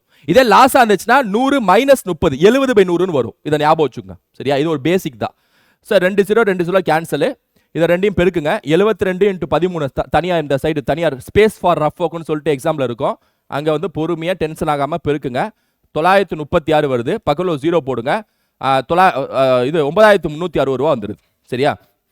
இப்ப என்னன்னா 7500 ரூபா கொடுத்து வாங்கிட்டாரு. 30% லாபம். எப்படி பார்த்தாலும் 9360க்கு வித்துட்டாரு. சோ விற்பனை விலை எப்படி பார்த்தாலும் 9360. சரியா? இப்ப என்ன கேக்குறாங்கன்னா விற்பனை விலை 9360 தான். 1 கிலோ எவ்வளவு ரூபாய்க்கு வித்தார் அத சொல்லுங்கறாங்க. சரியா? 9360க்கு வித்துட்டாரு. ஓகே. அதுல 9360 மொத்தமா வித்துட்டார். மொத்த விற்பனை விலை சொல்லிட்டேன். 1 கிலோ தக்காளில அந்த 1 கிலோ தக்காளி எவ்வளவு ரூபாய்க்கு விக்கிறாரு அப்படிங்கறத கேக்குறாங்க. அதுக்கு ஃபர்ஸ்ட் இப்பதான் நீங்க புத்திசாலித்தனமா யோசிக்கணும். என்ன அப்படின்னா இந்த 10% தக்காளி சேதம் அடைஞ்சதுல அதை இப்ப கணக்குல எடுத்துக்கணும். மொத்தமா எத்தனை தக்காளி வாங்குறாரு? எத்தனை கிலோ? 800 கிலோ வாங்குறாரு. சரியா? 800 கிலோல 10% சேதம் அடைஞ்சிச்சா? அப்ப 800 கிலோக்கு 10% என்ன? 800க்கு 10% என்ன? 80 கிலோ. ரைட்டா? அப்ப 800 கிலோல 80 கிலோவை மைனஸ் பண்ணுங்க. 800ல 80 மைனஸ் பண்ணுங்க. மீதி ஒரு 720 கிலோ இருக்கு. சரியா? மொத்தம் ஒரு 720 கிலோ. இந்த 720 கிலோவே தான் 9360க்கு அவரால் வித்திருக்க முடியும். சரியா? ஏன்னா மீதி 80 கிலோ நடுவில் எங்கிட்ட போயிடுச்சு. தக்காளி எங்கிட்ட ஆக்சிடென்ட் ஆயிடுச்சு. அப்ப மீதி ஒரு 720 கிலோ மட்டும் தான் வித்திருக்க முடியும். அந்த 720 கிலோ எவ்வளவுக்கு வித்திருக்காரு? 9360க்கு வித்தாரு. சரியா? இப்ப இந்த 9360யும் 720யும் வகுத்தீங்கன்னா 1 கிலோ தக்காளி எவ்வளவுக்கு வித்தான்னு கிடைச்சிரும். கேட்டாங்க? அப்படிதானே அர்த்தம்? அப்படிதானங்க அர்த்தம்? சரியா? உதாரணத்துக்கு 2 கிலோ 100 ரூபாய்க்கு விக்கிறீங்க. 2 கிலோ தக்காளியை 100 ரூபாய்க்கு விக்கிறீங்கன்னா 1 கிலோ தக்காளி எவ்வளவுக்கு வித்திருப்பீங்க? 50 ரூபான்னு சொல்லுவீங்களா? எப்படி சொன்னீங்க? 100யும் 2யும் டிவைட் பண்ணீங்க. அதேதான் 9360 720 டிவைட் பண்ணணும். 1 கேன்சல். ரைட்டா? 72ஆலே அடிச்சிடுறேன். 72 ஒரு வாடி போகும். 72ஆலே அடிச்சிடுறேன். சரியா? இது மாதிரி ஸ்ட்ரைட்டாவே அடிக்க பழகுங்க. 82 92 216 72 3 வாடி போகும். So 13 option B is the answer. That's all your honour. ரைட்டா? சோ பக்கா பெர்ஃபெக்ட்டா இருக்கு. சோ அப்ப நம்ம காஸ்ட் பிரைஸ் ப்ராஃபிட் பர்சன்ட் வச்சு செல்லிங் பிரைஸ் கண்டுபிடிச்சிட்டோம். மொத்த செல்லிங் பிரைஸ் எப்படி பார்த்தாலும் இதான் செல்லிங் பிரைஸ் கண்டுபிடிச்சிட்டோம். அதுல இருந்து 720 டிவைட் பண்ணோம். ஏன்னா 1 கிலோ தக்காளி எவ்வளவுன்னு கண்டுபிடிக்கணும். சோ அப்ப 13. இது ஒரு வித்தியாசமான கேள்விதான். இந்த மாதிரி கேள்வி கேட்டாங்கன்னா ஆன்சர் அடிங்க. சரியா? ஓகே பக்கா தானே? ஓகே அடுத்த சம் பார்ப்போம். ஏ மொபைல் போனை பிக்கு 20% லாபத்திலும் பி அதை சிக்கு 15% லாபத்திலும் விற்றார். சி அதை 31,000க்கு வாங்கினால் ஏ அதை வாங்கிய விலையை கண்டறியவும். இது கொஞ்சம் எக்ஸ்ட்ரா இருக்கு. சி அதை ரூபாய் 31,000க்கு வாங்கினால் ஏ அதை வாங்கிய விலையை கண்டறியவும். ஓகே இங்க கவனிங்க. ஏன்னு ஒருத்தன் ஒரு மொபைல் போனை வச்சுட்டு இருக்கான். எங்கேயோ வாங்கியிருக்கான் போல. அந்த மொபைல் போனை பிக்கு 20% லாபத்தில் விற்கிறான். பி 15% லாபத்தில் சிக்கு விற்கிறான். சி அதை கடைசியா எவ்வளவு கொடுத்து வாங்குறான் பீட்டன் அப்படின்னா 31,050க்கு வாங்குறான். இந்த மாதிரி சம்மு கொடுத்தாலே இது ஒரு செயின் மெத்தட்னு சொல்லுவோம். செயின் மெத்தட்னா டைம் அவுட் ஒர்க்கில் இருக்கக்கூடிய செயின் ரூல் இல்ல. ப்ராஃபிட் அண்ட் லாஸ்ல இது செயின் மெத்தட்னு சொல்லுவோம். பெர்சன்டேஜ் டாபிக்ல ப்ராஃபிட் அண்ட் லாஸ் டாபிக்ல அது என்ன அப்படின்னா இப்ப ஏ வந்து ஆரம்ப விலைன்னு வச்சுக்கணும். ஏ வந்து ஆரம்ப விலை. கடைசியா 31,050ன்னு சொல்லிட்டு பி சி கொடுக்குறாங்க. அது வந்து முடிவு விலைன்னு வச்சுக்கணும். இந்த ஆரம்ப விலை ஏ இருக்குல்ல, அதாவது ஒரு போனை எங்கேயோ யார்ட்டையோ வந்து வாங்குறான்ல, அது என்ன எவ்வளோன்னு தெரியல. ஏன்னா ஆனா அதை வந்து 20% லாபத்துக்கு பிக்கு விற்கிறான். அப்ப நமக்கு தெரியாத ஒரு விஷயத்தை டேட்டாவை மாத்தணும்னா என்ன எழுதணும்? எக்ஸ்னு போட்டுக்கணும். எக்ஸ்னா என்ன? ஏ வந்து ஏவோட காஸ்ட் பிரைஸ். ஏ யார்ட்டையோ பொருளை வாங்கியிருப்பால அடக்க விலை, அதுதான் எக்ஸ். அது அந்த எக்ஸுக்கு வாங்கிட்டான் ஏ. இந்த வாங்கின இந்த விலைக்கு 20% லாபம் வைக்கிறான். 20% லாபம்னா பணம் கூடும். பணம் கூடுனா 120/100ன்னு போடணும். லாபனாலே 100ஓட கூட்டுங்க, மேல போடுங்க 120. 40% லாபமா 140. அவ்வளவுதான். அதுக்கப்புறம் இது பி. பி வாங்கிட்டான். பி யார்ட்ட கொடுக்குறான்? சீட்ட கொடுக்குறானா? திரும்ப இன்னொரு இன்ட்டு போடுங்க, கண்டினியூஸா போடுங்க. அது பேர் செயின் மெத்தட்னு சொல்றேன். இப்ப ஏவோட பணம் 20% லாபத்துல பீட்ட கொடுத்துட்டான். சோ இது பியோட தொகை. இப்ப பி சிக்கு எத்தனை % லாபத்துல கொடுக்குறான்? 15% லாபம். அப்ப 115/100ன்னு போடணும். சரியா? ஏன்னா லாபம்னாலே 100 பிளஸ். நீங்க பாட்டுக்கு இங்க 120 இருக்கு, 120ல நான் 15 கூட்டி 135, அப்பெல்லாம் வராது கண்ணா, அப்பெல்லாம் வராது. ஏன்னா ஒவ்வொருத்தனுக்கும் அவன் பணம் 100% தான். சரியா? ஏ பீட்ட குடுத்துட்டான், பி சீட்ட குடுத்துட்டான், அப்படிதான் பார்க்கணும். சரியா? அதனால கண்டினியூஸா போட்டோமா, ஃபைனல் அமௌண்ட் என்ன 31,50 ஈக்குவல் டு போட்டுருக்கு, முடிஞ்சு போச்சு. ஆரம்ப தொகை முடிவு தொகை, இந்த மாதிரி சம் கேட்டாலே இது ஆரம்ப தொகை முடிவு தொகை சம்னு சொல்லுவோம் செயின் மெத்தட்ல. இது ஆரம்ப தொகை கேட்கறாங்க, முடிவு தொகையை கொடுத்துருக்காங்க. சில சமயத்துல ஆரம்ப தொகையை கொடுத்துட்டு முடிவு தொகையை கேட்பாங்க. இந்த மாதிரி சம் சாயல்ல கண்டிப்பா எக்ஸாம்ல வரும், அடிச்சிருங்க. ரைட்டா? இப்போ எக்ஸை கண்டுபிடிக்கணும். X is equal to 31,50 into 100 into 100 by 120 into 115. ரைட்டாங்க? பக்கா பக்கா. இப்பதான் உங்களுக்கு ஒரு பிபிஏ, ஐயோ கால்குலேஷன் இருக்கே அப்படின்னு பொறுமை பொறுமை, கொஞ்சம் பொறுமை, நிதானமா அடிங்க. 1010 நீட்டா 2 50 வாட்டி போகும், 2 6 வாட்டி போகும், திரும்ப 2 25 வாட்டி போகும், 2 3 வாட்டி போகும், 5 20 வாட்டி போகும், 5 23 வாட்டி போகும். நீட்டா அடிக்கணும். ரைட்டா? அப்புறம் இந்த 3 போகுமா, 3 3ல ஒரு வாட்டி போகும், 1ல போகாது, 3 3ல 9 வாட்டி போகும், 1035 வாட்டி போயிடும். அப்புறம் 23ஆல தான் அடிச்சானும், வேற வழியே இல்லை. சரியா? 23 23ல ஒரு வாட்டி போகும், 23 103ல எத்தனை 23, நீங்களே கொஞ்சம் பொறுமையா அடிச்சு பாருங்க. 23 4 போட்டாலே 4 போட்டாலே 92, 92 ஒரு 115, 11 கேப்பு, ஒரு 5 45, பொறுமையா அடிச்சு பாருங்க. சரியா? இப்ப 45 இங்க இருக்கு, இங்க 25 இருக்கு, இங்க 20 இருக்கு. ஸோ ஃபைனல் ஆன்சர் என்ன, 45 இன்டூ 25 இன்டூ 20, 25 இன்டூ 20 எப்படி பார்த்தீங்கன்னா 500. So 500 into 45 is the final answer. 5 2 22,500 is the final answer. Option B is the answer. 22,500. 45 into 5 போட்டாலே 20, அதாவது 225, பக்கத்தில் 2 0 போட்டிங்கன்னா 22,500 இஸ் த ஆன்சர். முடிச்சிட்டோமா? தட்டி தூக்கிட்டோமா? அவ்வளோதான். சரியா? விதவிதமான சம்ம உங்க கண்ணு முன்னாடி நிப்பாட்டி ஒவ்வொன்றும் பொழக்கிறோம். அடுத்த சம் பார்ப்போம். அடுத்த சம்ம வச்சு பொழப்போம். அடுத்து என்ன, அது ஒரு ஏஜஸ் சம் வரிசையா வருது. பர்சன்டேஜ் ப்ராஃபிட் அண்ட் லாஸ் என்ன ரேஷியோன்னு சொல்லிட்டு வரிசையா வரும் பாருங்க. மனோஜின் தற்போதைய வயது அவனது 2 குழந்தைகளின் வயதின் கூட்டுத்தொகையை விட 2 மடங்கு அதிகம். 20 ஆண்டுகளுக்கு பிறகு மனோஜின் வயது அவரது 2 குழந்தைகளின் வயதுகளின் கூட்டுத்தொகைக்கு சமமாகிவிடும். ரைட்டு? மனோஜின் தற்போதைய வயது என்ன? Super, sounds good. அதாவது present age of Manoj is twice the sum of the ages of his 2 children. After 20 years the age of Manoj will become equal to the sum of the ages of the 2 children. நீங்க ஒரு நல்ல கவனிச்சு பாத்தீங்களா? இந்த 2 குழந்தைகளின் வயதின் கூட்டுத்தொகைன்னு ஒன்று சொல்றாங்களே, அது இங்கேயும் அதே தான் இருக்கு. அப்புறம் என்ன தொகை கூட்டுத்தொகை அப்படின்னு சொல்லிட்டு இங்கேயும் அதே தான் இருக்கு. அப்பனா நமக்கு என்ன ஒரு கவலை இல்லை அப்படின்னா, அந்த sum of the ages of 2 children இங்க இருக்கா, இங்கேயும் பாருங்க sum of the ages of 2 children இருக்கு. 2 இடத்துலையுமே அதே தான் இருக்கு. அப்ப நம்ம என்ன பிரச்சனை இல்லை அப்படின்னா, 2 குழந்தை இருக்கு, 2 குழந்தையோட சம் இருக்குல்ல கூட்டுத்தொகை, அந்த கூட்டுத்தொகையே நம்ம எக்ஸ்னு வச்சுக்கலாம். ஏன்னா இங்கே ஒரே தானே இருக்கு. அதனால 2 குழந்தை இருக்கு, இது எக்ஸ் இது ஒய், ஐயோ அப்படிலாம் இல்லை. ஏன்னா சம்முன்னு சொல்லிட்டு ஒரே விஷயத்தை தான் சொல்றனால அந்த 2 குழந்தைகளோட கூட்டுத்தொகையே எக்ஸ் வச்சுக்கலாம். இதான் டேட்டாவை மாத்துறது. அப்ப நல்லா பாருங்க பெர்சன்டேஜ் ஆஃப் மனோஜோட பெர்சன்டேஜ் டேட்டாவை எழுதுவோம். இஸ்னா ஈக்குவல் டு மனோஜின் தற்போதைய வயது 80 ஈக்குவல் டு 2 மடங்கு ட்வைஸ் அப்படின்னா 2 மடங்கு. 2 மடங்கு எதுக்கு? Sum of the ages of 2 children அப்படிங்கிறாங்க. அந்த sum of the ages of 2 children 2 குழந்தையோட கூட்டு தொகையே நான் எக்ஸ்னு வச்சுக்கிறேன். ரைட்டா? அப்ப இங்க இந்த இடத்துல எதை எக்ஸ்னு வச்சுக்கிறதா புத்திசாலமா யோசிக்கணும். இந்த sum of the age of 2 children அதுவே எக்ஸ்னு வச்சுக்குவோம். அப்ப அது எக்ஸ்னா மனோஜ் எவ்வளோ 2xன்னு அர்த்தம். ரைட்டா? அப்ப சம் ஆஃப் த 2 அந்த 2 குழந்தைகளோட சம் வந்து எக்ஸ்னு வச்சுக்கிட்டோம் அப்படின்னா மனோஜோட வயசு வந்து 2x. சரியா? இது பிரசன்ட்ல. அதுக்கப்புறம் பாருங்க 20 வருஷம் கழிச்சு, இப்பதான் புத்திசாலித்தனமா யோசிக்கணும். நல்லா கவனிங்க. 20 வருஷம் கழிச்சுன்னு சொல்லிட்டு ஏதோ ஒன்று சொல்றாங்க. அவங்க என்ன சொல்றாங்களோ அதை செஞ்சா போதுங்க. மேத்ஸ்ல ஸ்டேட்மெண்ட்ல வாக்கியத்துல என்னெல்லாம் சொல்றாங்களோ அதை அப்படியே டேட்டாவை மாத்தினாலே போதும். ஏன்னா சம்ம 2 குழந்தைகளோட கூட்டுத்தொகையோட 2 மடங்கா, 2 குழந்தையோட கூட்டுத்தொகையே நான் எக்ஸ்னு வச்சுக்கிறேன்ப்பா. அது மனோஜ் 2 மடங்கா 2x வச்சுக்கிறேன்ப்பா. அப்புறம் என்னப்பா சொல்ற? நீ என்ன சொல்ற? 20 வருஷம் கழிச்சு போக சொல்றியா? சரி, மனோஜ் வந்து 2x தானே, அவனை 20 வருஷம் கழிச்சு கூட்டிட்டு போவோம். சரியா? அப்பனா 2x + 20. அவன் என்ன சொல்றானோ அதை செய்யுங்க. 2x + 20 ஆட்டோமேட்டிக்கா ஆன்சர் வரும். மனோஜ் 20 வருஷம் கூட்டிட்டு போயிட்டேனா, அதுக்கப்புறம் என்ன சொல்றாங்கன்னா இந்த sum of the ages of 2 சில்ட்ரனுக்கு ஈக்குவல்ங்கிறாங்க. அப்ப ஈக்குவல்னு போட்டோம், சமம்ங்கிறாங்க, சமம் போட்டோம். இப்ப இங்க தான் நீங்க புத்திசாலித்தனமா யோசிக்கணும். Equal to the sum of the ages of 2 சில்ட்ரன்ங்கிறாங்க. இப்போ sum of the ages of 2 children என்ன வச்சுக்கிட்டோம், எக்ஸ்னு வச்சுக்கிட்டோம். ஞாபகம் வச்சுங்க, இந்த எக்ஸுங்கிற இந்த நம்பர் 2 குழந்தைகளோட கூட்டுத்தொகை, 2 குழந்தையோட வயசை கூட்டினா வரக்கூடிய நம்பர். சரியா? இப்ப 20 வருஷம் கழிச்சுனோட மனோஜ ஒரு +20 போட்டு 20 வருஷம் கழிச்சு கூட்டிட்டு போயிட்டோம். ஏன் மனோஜ் வா இங்க வா, 20 வருஷம் கழிச்சு வா அப்படின்ட்டு. ஆனா குழந்தைங்க மட்டும் என்ன அதே இடத்துலயா இருக்கும்? மனோஜ் மட்டும் 20 வருஷம் கழிச்சு போவான், குழந்தை என்ன அதே இடத்துலயா இருக்கும்? பிரசன்ட்ல இருக்குமா?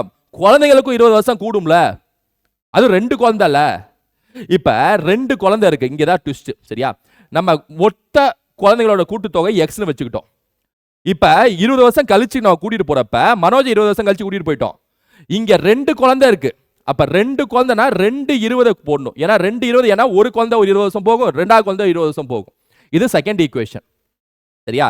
இப்ப இதை வச்சாலே அவ்வளவுதான், முடிஞ்சு. இதை வச்சு ஆன்சர் முடிச்சிடலாம். முடிஞ்சு, சமயம் முடிஞ்சு, அவ்வளவுதான். சரியா? எக்ஸ் இந்த சைடு கொண்டு வாங்க, 2x, எக்ஸ் இந்த சைடு வந்தா -x. சரியா? இதெல்லாம் ஞாபகம் வச்சுங்க, LHS RHS இதெல்லாம். Okay okay right. 20 கேன்சல் ஆயிடும், 2 சைடு 1 தான் இருக்கு, அந்த சைடு 20 வச்சுக்கோ. 2x - x is equal to 20. x 20 என்ன? அந்த 2 குழந்தைகளோட கூட்டுத்தொகைங்கிறது 20 அர்த்தம். என்ன கேக்குறாங்க? What is the percentage of Manoj தான் கேக்குறாங்க. மனோஜோட தற்போதைய வயது என்னப்பான்னு கேக்குறாங்க. சோ மனோஜ் என்ன வச்சுக்கிட்டோம்? 2x னு வச்சுக்கிட்டோம். x 20 இங்க சப்ஸ்டிட்யூட் பண்ணுங்க. 22 40 is the answer. 40 கீழ ஆப்ஷன்ல இருக்கும், பாத்துக்குவோம். சரியா? ஓகே வாங்க. இங்க 2 20 போடுறோம்ல, இதான் புத்திசாலித்தனம். யோசிக்கிறோம், ஏப்பா மனோஜ் மட்டுமா 20 வருஷம் போவான், 2 குழந்தைய ஒவ்வொரு குழந்தையும் 20 வருஷம் போகுமே, 2 உயிர்ல 2 உயிருமே காலம் கடக்கும்ல என்ன? ஸோ ஆன்சர் வந்து 40 இருக்கு ஆப்ஷன்ல. Yes, option D. நீட்டா டிக் பண்ணிட்டு தட்டி தூக்கிட்டு அடுத்த சம் போகணும். அடுத்த sum. Kiran got married 20 years ago. கிரணுக்கு வந்து 20 வருஷத்துக்கு முன்னாடி கல்யாணம் நடந்திருக்கு. Today Kiran's age is 11/7 times of his age at the time of his marriage. What will Kiran's age be 10 years from now? கிரணுக்கு 20 ஆண்டுகளுக்கு முன் திருமணம் நடந்தது. இன்று கிரணின் வயது திருமணத்தின் போது அவரின் வயதை விட 11/7 மடங்கு அதிகம். இன்னும் 10 வருடங்கள் கழித்து கிரணின் வயது என்னவாக இருக்கும்? இந்த லாஸ்ட்ல ஒன்னு கேக்குறாங்கல்ல, இங்க பாருங்க. What will be the Kiran's age 10 years from now? இத அப்புறம் பாத்துக்கலாம். இது வந்து ஃபைனலா பாத்துக்கலாம். சரியா? இத வந்து நீங்க மனசுல வச்சுக்காதீங்க. சம் வந்து இதுதான். இதான் சம். ஏஜஸ் பொறுத்த வரைக்கும் கடைசியா ஒன்னு கேட்பாங்க, அதை வந்து பார்க்கவே பார்க்காதீங்க. ஃபர்ஸ்ட் சம்ம போடுங்க, அப்புறம் பாத்துக்கலாம். ரைட்டா? ஓகே. கிரண் வந்து 20 வருஷத்துக்கு முன்னாடி கல்யாணம் நடந்திருக்கு போல. என்ன? அப்ப கல்யாணம் நடந்துருச்சு.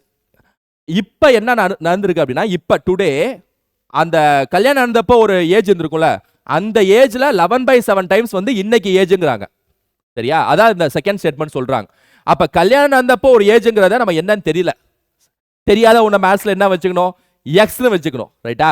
அப்ப கிரண்ஸ் ஏஜ், அதாவது கிரண் வந்து பிரசன்ட், இதான் பிரசன்ட்னு வச்சுக்குவோம். பிரசன்ட் வயசுன்னு வச்சுக்குவோம். 20 வருஷத்துக்கு முன்னாடி கல்யாணம் நடந்திருக்கு. ரைட்டா? 20 years ago கல்யாணம் நடந்திருக்கு. கிரணோட வயசு 20 வருஷத்துக்கு முன்னாடி எக்ஸ்னு வச்சுக்குவோம். சரியா? கிரணோட வயசு 20 வருஷத்துக்கு முன்னாடி எக்ஸ்னு வச்சுக்குவோம். ஏன்னா அதை தான் சொல்றாங்க. கிரண் காட் மேரிட், ஏன்னா அப்பதான் கல்யாணம் நடந்திருக்கு. சரியா?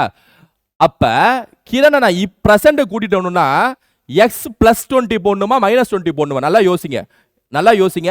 நான் 20 வருஷம் முன்னாடி அவனோட வயசை எக்ஸ்னு வச்சுக்கிட்டேன். இப்ப நான் இருக்கேன். சரியா? இப்ப நான் சொல்றேன், 20 வருஷம் முன்னாடி என் வயசு 10ங்கிறேன். என்ன எடுத்துங்க, 20 வருஷத்துக்கு முன்னாடி என் வயசு 10ங்கிறேன். இப்ப என் வயசு என்ன சொல்லுங்க பார்ப்போம். சொல்லுங்க, உங்களால கேட்கிறேன், சொல்லுங்க சொல்லுங்க. 20 வருஷத்துக்கு முன்னாடி என் வயசு 10, இன்னைக்கு என் வயசு என்ன? இப்ப என் வயசு என்ன? இப்ப நான் பேசிட்டு இருக்கேன், இன்னைக்கு இப்ப என் வயசு என்ன? சொல்லுங்க பார்ப்போம். 30ன்னு சொல்றீங்க. கேட்டா எப்படி சொன்னீங்க? 30 எப்படி சொன்னீங்க? நான் 20 வருஷத்துக்கு முன்னாடி 10னா என் வயசு, இப்ப 30ன்னு எப்படி சொல்றீங்க? 10ஓட ஒரு 20 கூட்டி இப்ப உங்க வயசு 30 சார் அப்படிங்கிறீங்களா? அதேதான். அப்ப 20 வருஷத்துக்கு முன்னாடி கிரணோட வயசு எக்ஸ்னா இப்ப அவனோட வயசு வந்து எக்ஸ் +20 இருக்கும். ரைட்டா? புரியுதா? ஏன்னா நான் எக்ஸ்னு வச்சது எது அப்படின்னா 20 வருஷம் முன்னாடி இருக்கிற நம்பரை எக்ஸ்னு வச்சிருக்கேன். நான் அவனை இப்படி கூட்டிட்டு வரேன், பாஸ்ட்ல இருந்து பிரசன்ட் கூட்டிட்டு வரேன். பாஸ்ட்ல இருந்து நீங்க பிரசன்ட் ஃபியூச்சர் டிராவல் பண்ண பிளஸ் தான் போடணும். ஏஜஸ் பொறுத்த வரைக்கும் பாஸ்ட்ல இருந்து ஃபியூச்சர் டிராவல் பண்ண நீங்க பிளஸ் தான் போடணும். சரியா? அப்ப இப்ப இவன் கிரணோட பிரசன்டேஜ் எக்ஸ் +20, பாஸ்ட் கல்யாணம் நடக்கிறப்ப அவன் வயசு எக்ஸ். இப்ப என்ன சொல்றாங்க பாருங்க. Today Kiran's age is today இன்னைக்கு கிரணோட ஏஜ் என்னன்னா x+20. அவங்க என்ன சொல்றாங்களோ அதை பண்ணுங்க. டுடே கிரண்ஸ் ஏஜ் இஸ்னா ஈக்குவல் டு, இன்னைக்கு கிரணோட வயது திருமணத்தின் போது அவரின் வயதை விட 11/7ங்கிறாங்க. Today's Kiran's age is 11/7 times of his age at the time of his marriage. இன்னைக்கு கிரணோட ஏஜ்ங்கிறது இதா கிரணோட ஏஜ் இன்னைக்கு, அதுங்கிறது ஈக்குவல் டு, அதுங்கிறது 11/7 டைம்ஸ், அப்படியே ஸ்டேட்மெண்ட் டேட்டா மாத்துறேன், 11/7 times of his age at the time of his marriage. Time of his marriage என்ன? இது எக்ஸ் முடிஞ்சிச்சு. அப்படியே அந்த ஸ்டேட்மெண்ட்டை அப்படி டேட்டாவா மாத்துறது, அவ்வளவுதான். என்ன சொல்றாங்க? இன்னைக்கு ஏஜ்ங்கிறது ஈக்குவல் டு 11/7 டைம்ஸ் ஆஃப் அன்னைக்கு ஏஜ். புரியுதா? சால்வ் பண்ண ஆன்சர் முடிஞ்சு. என்ன பண்ணலாம்? 7 கிராஸ் மல்டிப்ளை பண்ணணும். 7 × x 7x, 7 × 20 140 is equal to 11 × x என்ன 11x. இப்படி தான் செய்யணும். ஏன்னா கீழே 7 இருக்கனால பெருக்கிக்கணும். கிராஸ் மல்டிப்ளைன்னு சொல்லுவோம் மேத்ஸில். பேர் வச்சிருக்காங்க கிராஸ் மல்டிப்ளை, LHS RHS மேத்ஸில் பேர் வச்சிருக்காங்க. அவங்கள போய் கேளுங்க என்னன்ட்டு. சரியா? என்ன sir LHS RHS minus plus கீழே மேலே போகும், மேலே கீழே போகும், என்ன மேத்ஸை கண்டுபிடிச்சாங்க? மேத்ஸ் யார் கண்டுபிடிச்சாங்க போய் கேளுங்க. 7x அந்த சைடு போச்சுன்னா 11x மைனஸ் 7x 140 இங்கே இருக்கு. 11x மைனஸ் 7x என்ன? 4x.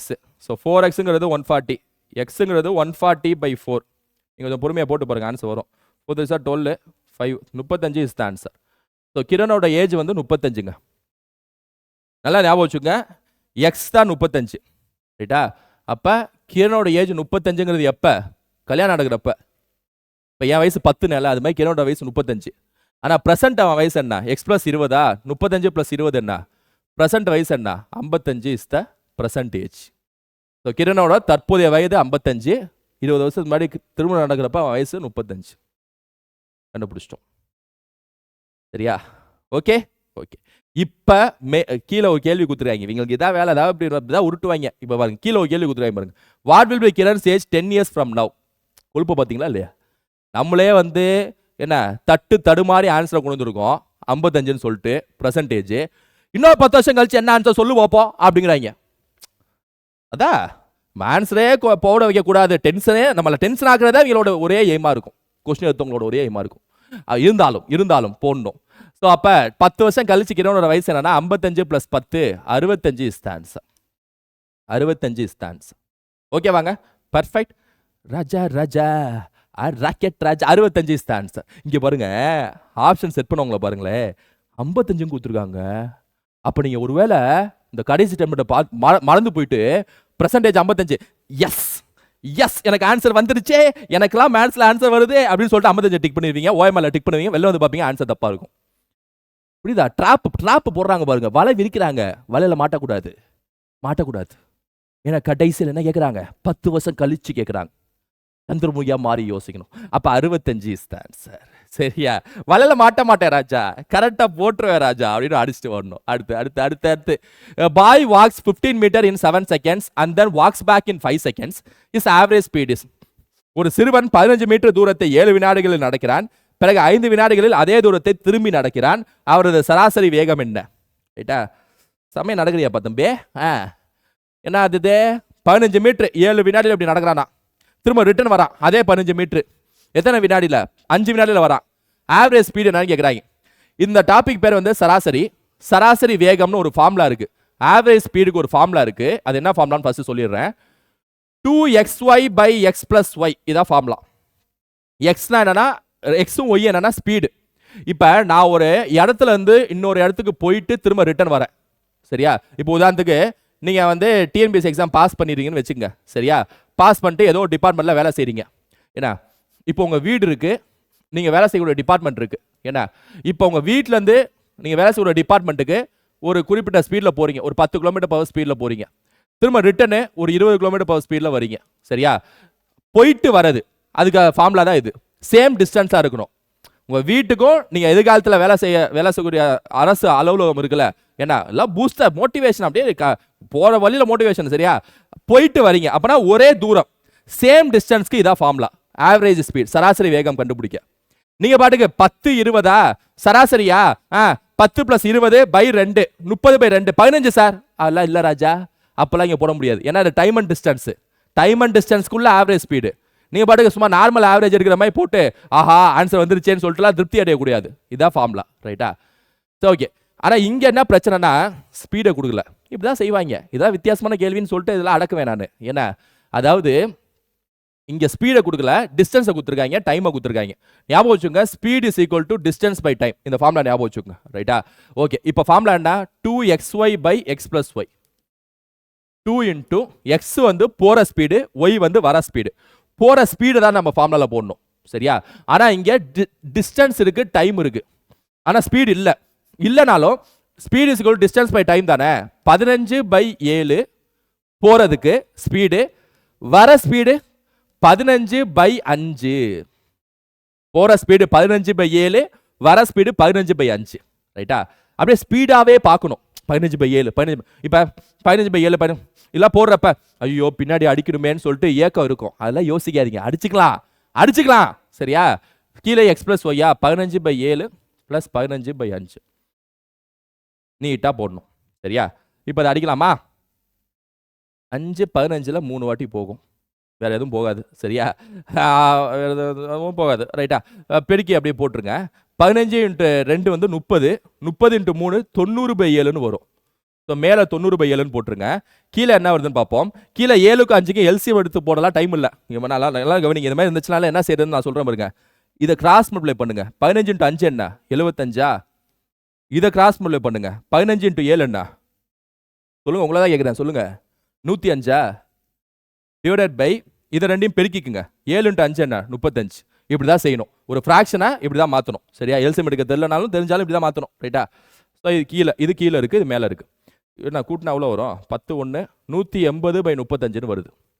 ஸோ இது நியூமரேட்டர், இது டினாமினேட்டர், ரைட்டா? இப்போ இதை சால்வ் பண்ணுவோம். 90/7 கீழே டினாமினேட்டர் மேலே வந்துச்சுன்னா என்ன மாறும்? தலைகீழா மாறுமா? 35 மேலே போகும், 180 கீழே வருமா? மேத்ஸில் தானே இதெல்லாம் ரூலு, சரியா? இப்போ 90 180ல் 2 வாட்டி போகுமா? 7 35ல் 5 வாட்டி போகுமா? 5/2 என்ன? 2.5 இஸ் த ஆன்சரா? 2 2.5 is the answer. That's all your honour, ரைட்டா? முடிஞ்சு. பக்கா பக்கா பக்கா ஃபில்ட்ரேஷன், சரியா? ஸோ ஸ்பீடுக்கு இடத்துல d/t நச்சுன்னு இருக்கணும், நங்கூர மாதிரி இருக்கணும், ரைட்டா? அப்படியே பொறுமையாக போட்டு எந்த டென்ஷன் இல்லாமல் பிபி இல்லாமல் நீட்டாக ஆன்சரை கொண்டு வந்துட்டோம், ரைட்டா? பக்காவாக இருக்கு. அப்படியே அடுத்த சம் போகலாம். அடுத்த சம் அப்படியே அலேக்கா. 5 நேர்மறை எண்களின் சராசரி 56. முதல் எண் கடைசி 4 எண்களின் கூட்டுத்தொகையில் 4/3 பங்காக இருந்தால் கடைசி 4 எண்களின் சராசரி என்ன? நல்ல கேள்வி. இது ஒரு நல்ல கேள்வி, ரைட்டா? Average of first 5 positive numbers is 56ன்றாங்க. அப்ப 5 பாசிட்டிவ் நம்பர்னா 5 நம்பரும் என்னன்னு கொடுக்கலையா சார்? நம்ம வச்சுக்குவோம் A B C D Eன்னு வச்சுக்குவோம், வைக்க கூடாதா? சரியா? அப்ப 5 positive நம்பர்ஸ்னா A plus B plus C plus D plus E by 5. ஆவரேஜ்னா என்னன்னா by 5ன்னு போட்டுக்கணும். ஏன்னா ஆவரேஜ்னா கூட்டுத்தொகை டிவைடட் பை n. இதெல்லாம் எல்லாத்துக்கும் தெரியும்னு நினைக்கிறேன், சரியா? by 5ன்னு போட்டுக்கணும். எவ்வளவு ஆவரேஜ்? 56ன்னு சொல்லி எழுதிக்கணும், சரியா? அப்ப ஒரு ஸ்டேட்மெண்ட்டை நம்ம டேட்டாவை மாத்திட்டோம். ரெண்டாவது ஸ்டேட்மெண்ட்டையும் டேட்டாவை மாத்தணும். கடைசி 4 எண்களின் கூட்டுத்தொகையில் 4/3 பங்காக இருந்தால் எது முதல் எண்? if the first number is 3/4 of the sum of the last 4 numbers-ங்கறாங்க. இப்ப நல்லா கவனிங்க. முதல் எண், இரண்டாவது எண், மூணாவது எண், நாலாவது எண், அஞ்சாவது எண். இந்த கடைசி 4 எண்கள் இருக்குல்ல, இந்த 4 எண்களின் கூட்டுத்தொகையில் 4 எண்களின் கூட்டுத்தொகையில் 4/3 பங்கு முதல் எண்ணுங்கிறாங்க. அப்ப 4 எண்களின் கூட்டுத்தொகையில் 4/3 பங்கு முதல் எண், சரியா? அப்படியே அந்த கோடை மாத்த தெரியணும், அப்படியே அந்த மேத்தமேட்டிக்கல் லாங்குவேஜா மாத்த தெரியணும், தமிழ்ல மேத்ஸா மாத்த தெரியணும், ரைட்டா? தமிழ் டு மேத்ஸ் கன்வர்ஷன் தெரியணும், சரியா? ரைட்டா? என்ன கேட்குறாங்க? கடைசி 4 எண்களின் சராசரி கேட்காங்க. அந்த B plus C plus D plus E இருக்குல்ல, இதோட ஆவரேஜ் என்னன்னு கேட்குறாங்க. அப்படி போடு அருவால, சரியா? இதோட ஆவரேஜ் என்னன்னு கேட்குறாங்க. நல்ல கேள்வி. சரி, எப்படி போடலாம் யோசிங்க. B plus C plus D plus E இதோட சராசரி கண்டுபிடிக்கணும், சரியா?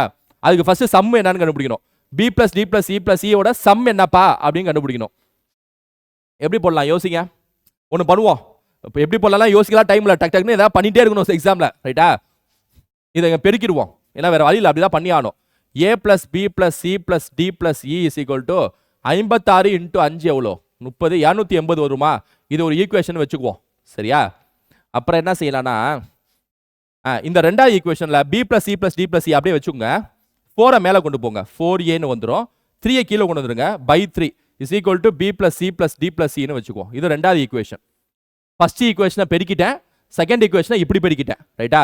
இதனால என்ன செய்யலாம்னு நான் முடிவுக்கு வரேன் அப்படின்னா, ஏதாவது ஒன்று அதுவே காட்டும், அதுபடி போடணும் நம்ம. சரியா? அதன்படி ஆன்சரை போடணும். என்ன இப்போ பாருங்க, b plus c plus d plus e வந்து 4a by 3 இருக்கா? இங்கேயும் b plus c plus d plus e இருக்கா? இந்த இடத்துல இந்த 4a by 3 சப்ஸ்டிட் பண்ணலாமா? பண்ணலாம். சரியா? அப்ப a plus 4a by 3 is equal to 280. ரைட்டாங்க? இப்ப 3 இப்ப இந்த மாதிரி இருந்துச்சுன்னா டக்குனு a plus 4a 5a ன்னு போட்டுறாதீங்க. அப்படிலாம் வராது. 3 கிராஸ் மல்டிப்ளை ஆகும். 3 into a 3a plus 4a by 3 is equal to 280 ன்னு வரும். 3a plus 4a எவ்வளோ? 7a is equal to 3 இங்க கொண்டு போயிடுங்க. 280 into 3. அப்ப a is equal to 7 கீழே கொண்டு வந்துருங்க. அடிச்சிங்கன்னா 40. a வந்து 120 ன்னு வருதுங்க. a என்ன வருது? 120 வருது. சரியா? இப்போ நம்ம a வை கண்டுபிடிச்சிட்டோம். 120 ன்னு சொல்லி. எப்படி கண்டுபிடிச்சோம்? இதை கிராஸ் மல்டிப்ளை பண்ணி ஒரு ஈக்குவேஷனை வச்சுக்கிட்டோம். இதை அப்படி கிராஸ் a வை ஒரு சைடு கொண்டு போயிட்டு இந்த இடத்துல அதை சப்ஸ்டிட்யூட் பண்ணோம். சப்ஸ்டிடியூஷன் முக்கியம். சப்ஸ்டிடியூஷன் பண்றது தெரியணும். அது ஒரு அழகான கலை. இப்போ a வந்து 120 ன்னு வந்துருச்சு. இப்போ நமக்கு தேவை a இல்ல, அதான் பிரச்சனையே. அந்த கடைசி 4 எண்கள் இருக்குல்ல, b plus c plus d plus e, அதோட ஆவரேஜ் தான் கேட்குறாங்க. அதோட ஆவரேஜ் கண்டுபிடிக்கிறது ஃபர்ஸ்ட் அதோட சம்ம கண்டுபிடிக்கணும்ல. இப்போ a 120 இந்த ஈக்குவேஷன்ல இந்த இடத்துல சப்ஸ்டிட்யூட் பண்ணோம்னு வைங்களேன், இந்த 120 தூக்கிட்டு வந்து இங்க போட்டோம்னு வைங்களேன், நமக்கு b plus c plus d plus e கிடைச்சிடுமா? கிடைச்சிடும். ஓகே, அங்க போடுவோம். b plus c plus d plus e is equal to, ஸ்ட்ரைட்டாவே போட்டுறேன். ஏன்னா தூக்கி போடுறதுக்குலாம் ஒரு ஸ்டெப்பெல்லாம் நம்ம வேஸ்ட் பண்ண முடியாது, டைம் ஆகும். இந்த 120 இங்க போட்டா என்ன நடக்கும்னு யோசிங்க. அந்த 120 அங்கிட்டு போகும், பிளஸ் அங்கிட்டு போனா மைனஸ். அப்ப 280 மைனஸ் 120, அப்ப 160 வரும். b plus c plus d plus e வந்து 160. அப்ப கடைசி 4 எண்களின் கூட்டு தொகைங்கிறது 160. ரைட்டா? 160. இப்ப என்ன கேக்குறாங்கன்னா, கடைசி 4 எண்களின் கூட்டு தொகை கேட்கல, சராசரி கேட்கறாங்க. இப்படிதான் இவங்களோட இதே இப்படிதான். கூட்டு தொகைன்னு கேட்டா 160 போயிட்டே இருப்போம்ல. என்னெல்லாம் சொல்றாங்க பாருங்க. சரி, ஒன்னும் வெக்ஸ் ஆகாம போடணும். இப்ப 160 சம்மு எதுதானே? 4 பேரோட சம்மு, பி சி டி இயோட 4 பேரோட கூட்டு தொகை 160. சராசரி எப்படி கண்டுபிடிக்கிறது? பை 4ன்னு போட்டா சராசரி, அதானே? சம்ம வந்து டிவைடட் பை எத்தனை பேருன்னு போட்டா சராசரி, அப்படிதானே? 40 இஸ் தி ஆன்சர். முடிஞ்சுங்க. Option B is the answer. That's all your honour. ரைட்டா? முடிஞ்சுங்க your honour. Perfect perfect perfect perfect. ரைட்டா? Okay okay. அடுத்தது ஒரு ஆவரேஜ் சம். கவனிங்க. ஒரு குடும்பத்தில் 6 உறுப்பினர்களின் சராசரி வயது 20 ஆண்டுகள். வேலைக்காரரின் வயதையும் சேர்த்தால் சராசரி வயது 25% அதிகரிக்கும் எனில் வேலைக்காரரின் வயது என்ன? ஒரு குடும்பத்துல 6 உறுப்பினர்கள் இருக்காங்க. அந்த 6 உறுப்பினர்களோட சராசரி என்ன அப்படின்னா 20 ஆண்டுகள்ங்க. சரியா? வேலைக்காரரின் வயதையும் சேர்த்தால் சராசரி வயது 25% அதிகரிக்கும் எனில் வேலைக்காரரின் வயது என்னன்னு கேட்கிறாங்க. Okay, simple. நல்லா கவனிங்க. குடும்பத்தில் எத்தனை பேர் இருக்காங்க? 6 பேர் இருக்காங்க. 6 பேரோட சராசரி என்ன? 20. அப்ப அந்த 6 பேரோட சம் என்னன்னு பார்ப்போம். 6 பேரோட கூட்டுத்தொகை, வயது கூட்டுத்தொகை என்னன்னு பார்ப்போம். அப்ப சம் எப்படி கண்டுபிடிக்கிறது? 6 into 20 எவ்வளோ? 160. இந்த 160ங்கிறது 6 பேரோட வயதின் கூட்டுத்தொகை. ரைட்டா? ஓகே, அது அப்படியே வச்சுக்குவோம். டேட்டாவை மாத்தியாச்சு. ரெண்டாவது, வேலைக்காரன் ஒருத்தர் இருக்கான் போல, 6 பேரை தவிர. அந்த வேலைக்காரன் வயதையும் சேர்த்தால், சரியா? வேலைக்காரர் ஒருத்தர் இருக்காரு. அந்த வேலைக்காரரோட வயதையும் சேர்த்தால் என்ன? வேலைக்காரர் அவரின் வயதையும் சேர்த்தால் சராசரி வயது 25% அதிகரிக்கும். சராசரி வயது எத்தனை பர்சன்ட் அதிகரிக்கும்? 25% அதிகரிக்கும். அப்ப நல்லா கவனிங்க. 6 பேரோட கூட்டுத்தொகை 120. இப்ப நான் என்ன பண்றேன் அப்படின்னா, இந்த 120ஓட வேலைக்காரர் ஒருத்தர் இருக்கார்ல, அந்த வேலைக்காரரோட வயது என்னன்னு தான் கேட்கிறாங்க. அது என்னன்னு தெரியல. வேலைக்காரோட வயசையும் சேர்க்கிறேன். சேர்த்தா எத்தனை பேர் ஆறாங்க? 7 பேர் ஆயிட்டாங்க. ஸோ கீழே 7 போட்டோமா? ஏன் கீழே 7 போடுறோம்? ஏன்னா மொத்தம் 7 பேர். ரைட்டா? 7 பேர். அப்ப 7 பேருக்கு என்ன சராசரிங்கிறத இங்க போடணும். என்ன சொல்றாங்க? சராசரி 25% அதிகரிக்கும்ங்கிறாங்க. ரைட்டா? 25% வந்து சராசரி அதிகரிக்கும் அப்படின்னு சொல்றாங்க. அப்ப 25% அதிகரிக்கணும்னா ஆல்ரெடி 120 இருக்கு. ரைட்டா? 120க்கு 25% அதிகரிச்சு இங்க போடணும். சார் ஒரு நம்பரை 25% அதிகரிக்கணும் எப்படி சார் பண்றது? எப்படி வேணா பண்ணலாம். இப்போ கவனிங்களே, 120 4ஆல டிவைட் பண்ணீங்கன்னு வைங்களேன் 30 கிடைக்குமா? ஒரு நம்பரை 4ஆல டிவைட் பண்ணீங்கன்னா நம்பருக்கு 25% எடுத்த மாதிரி தான். அப்ப 120 4ஆல வகுத்தீங்கன்னா 30 கிடைக்குமா? 30ங்கிறது 120ஓட 25%. சரியா? அவங்க என்ன சொல்றாங்கன்னா 25% அதிகரிக்கும்ங்கறாங்க சராசரி. அது 30 அதிகரிக்கும் சொல்லிட்டு போயிடலாம்ல. இப்படிதான் பெர்சன்டேஜா கொடுப்பாங்க எப்படி? சரியா? அப்ப இதோட 30 அதிகரிச்சுச்சுன்னா 150ன்னு வரும். இப்ப எக்ஸை கண்டுபிடிச்சா ஆன்சர் முடிஞ்சு போச்சு. ரைட்டா? 6 பேர் சம்மு கண்டுபிடிச்சிட்டோம். 25% அதிகரிக்குதுன்னா 120க்கு 25% 30 கூட்டினீங்கன்னா 150. எக்ஸ் கண்டுபிடிச்சா ஆன்சர். எக்ஸ் அங்கே பெருக்குனீங்க 1050 வருமா? 1050 மைனஸ் 120 பண்ணீங்கன்னா ஆன்சர் 930 இஸ் த ஆன்சர். சரி, வேலைக்காரன் வயசு அவ்வளோ வருமா? எதை போண்டோமா? சம்மு சராசரி போடணுமா? ஒரு நிமிஷம். சராசரி தான் 25%. சாரிங்க. சராசரி தான் 25% அதிகரிக்குது. சராசரினா 20. இந்த 20ங்கிற நம்பர் தான் 25% அதிகரிக்குது. சரியா? அப்ப 20க்கு 25% என்னன்னா பை 4 போடுங்க 5 வரும். அது 5 கூட்டுங்க 25 நீங்க போடுங்க. சரியா? 20க்கு 25% வந்து 5ங்க. அதை கூட்டினீங்கன்னா 25. சாரி, நான் சம்மோட 25% எடுத்துட்டேன். அப்படி வராது. ரைட்டா? ஸோ 25. அப்ப ஆன்சர் என்ன? 25 × 7 என்ன? 135 3 175 வருமா? அப்ப x is equal to 175 minus 120 55 is the answer. x வந்து 55 ஆப்ஷன்ல இருக்கும், அடிச்சிருங்க. ரைட்டா? சோ அப்படியே நீட்டா ஒரு வாக்கியத்தை அப்படியே டேட்டாவை மாத்தினா முடியுது மேத்ஸ். வாக்கியத்தை டேட்டாவை மாத்தினாலே முடியுது மேத்ஸ். சரியா? சோ இங்க மட்டும் பாத்துங்க, ஏன்னா ஆல்ரெடி அந்த 20ல இருந்து எடுக்கணும். சரி, 55னா option D is the answer. Find the value of root 2k plus 11 where k is average of 16, 25, 13, 26, 15. எப்படிலாம் கேட்குறாங்க பாருங்க. அதாவது இந்த 5 எண்களோட சராசரி தான் கேவா. என்ன? அப்புறம் அந்த கேவை கண்டுபிடிச்சதுக்கு அப்புறம் இதை கண்டுபிடிங்கிறாங்க. 2 வேலை நமக்கு. இப்போ அந்த 5 எண்களோட சராசரியை கண்டுபிடிக்கணும். சராசரி ஈஸியாக கண்டுபிடிச்சலாம், அப்படியே கூட்டினாலே வந்துடும். ரைட்டு தானே? ப்ளஸ் 15 பை 5 போட்டால் சராசரி என்ன கூட்டணும்? இப்போ ரெண்டையும் கூட்டினா அப்பப்பா 41, 51, 54, 54 80, 80னா 95. 95 பை 5 எவ்வளோப்பா? 19 வரும்பா. 95 பை 5 எவ்வளோப்பா? 19 வரும்பா. அந்த 19 தூக்கிட்டு வந்து இங்கே சப்ஸ்டியூட் பண்ணுங்கப்பா. Root 2 × 19 plus 11. ரைட்டா? நீங்கள் பாட்டு இதை ரெண்டையும் கூட்டிடாதீங்க. பாட் மாஸ் படி அப்படிலாம் பண்ண முடியாது. சரியா? ஃபர்ஸ்ட் மல்டிப்ளிகேஷன் தான் பண்ணணும். 38 ப்ளஸ் 11 49. 49 ரூட் என்ன? 7. Option C. அவ்வளோதான். இது ரொம்ப சிம்பிளான சம் தான். இது மாதிரி சிம்பிளான சம்னா தட்டி தூக்கிட்டு டக்குன்னு போட்டு போயிட்டே இருக்கணும். ரைட்டா? அடுத்த சம் சிம்பிள் இன்ட்ரெஸ்ட். ஐயோ, சிம்பிள் இன்ட்ரெஸ்ட்லாம் நல்லா இது பண்ணும்.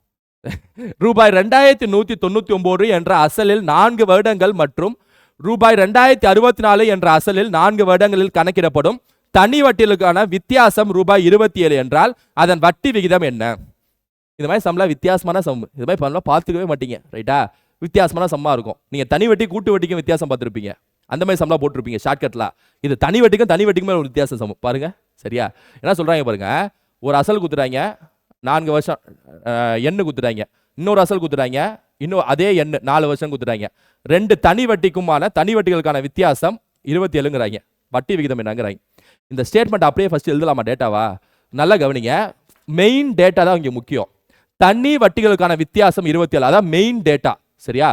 அப்ப 2 தனி வட்டி இருக்கு. ஏன்னா 2 அசல் வேற வேற இருக்கு. ஒன்னு SI 1ன்னு வச்சுக்கலாம், நீ SI 2ன்னு வச்சுக்கலாம். ரெண்டுக்குமான வித்தியாசம் எவ்வளோ? 27. அதானே சொல்றாங்க. கரெக்டா? இப்ப தனி வட்டிக்கான ஃபார்முலா ஃபர்ஸ்ட் யோசிக்கணும். தனி வட்டிக்கான ஃபார்முலா என்ன? PNR by 100. மைண்ட்ல அப்படியே நங்கூரமாய் பதிய வச்சுங்க. சரியா? அப்ப இங்கேயும் PNR by 100 வரும், இங்கேயும் PNR by 100 வரும். அந்த ஸ்டெப்பை எழுதி நான் டைமை வேஸ்ட் பண்ண போறது இல்ல. ஆல்ரெடி P இங்க இருக்கு, N இங்க இருக்கு, இன்னொரு P இருக்கு, இன்னொரு N இருக்கு. R தான் இல்ல. R தான் கேக்குறாங்க. வட்டி வீதம் தான் கேக்குறாங்க. அப்ப PNR by 100 போட்ட மாதிரியே எழுதுறேன். PNR by 100. ஒரு SI முடிஞ்சா அடுத்து இன்னொரு P 2064.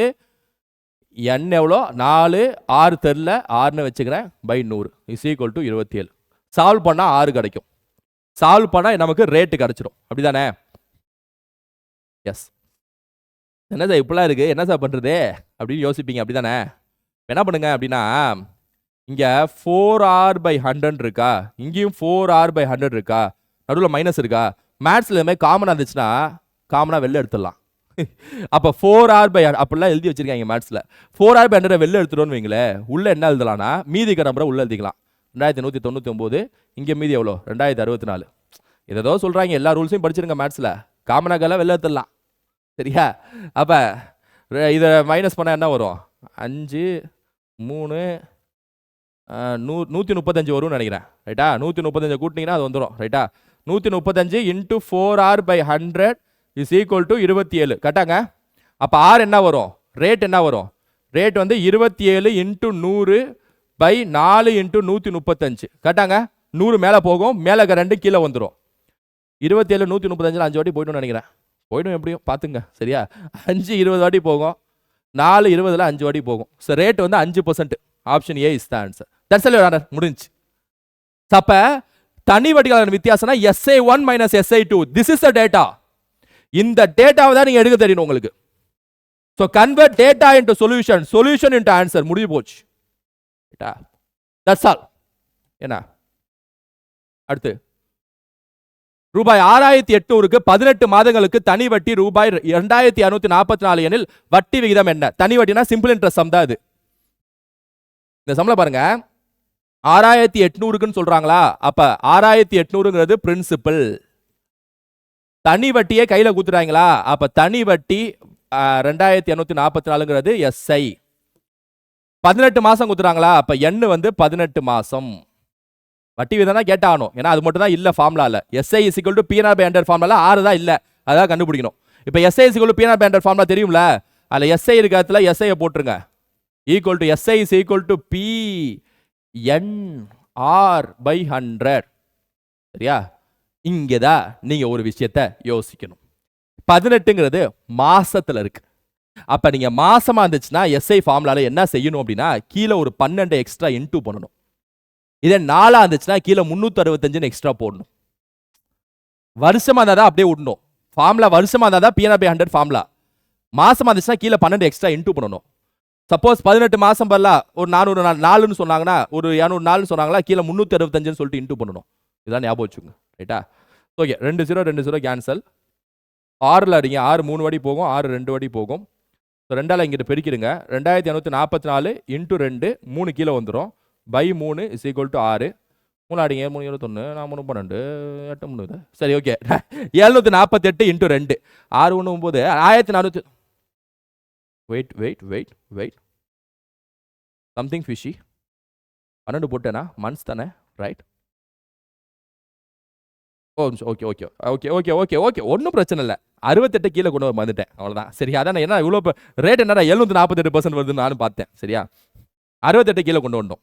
ரைட்டா? 68 கீழே கொண்டு வந்தோம். 68 கீழே கொண்டு வந்தோம். 34 68. Okay okay. இப்போ 2ஆல் இது அடிங்க, 34 வரும்.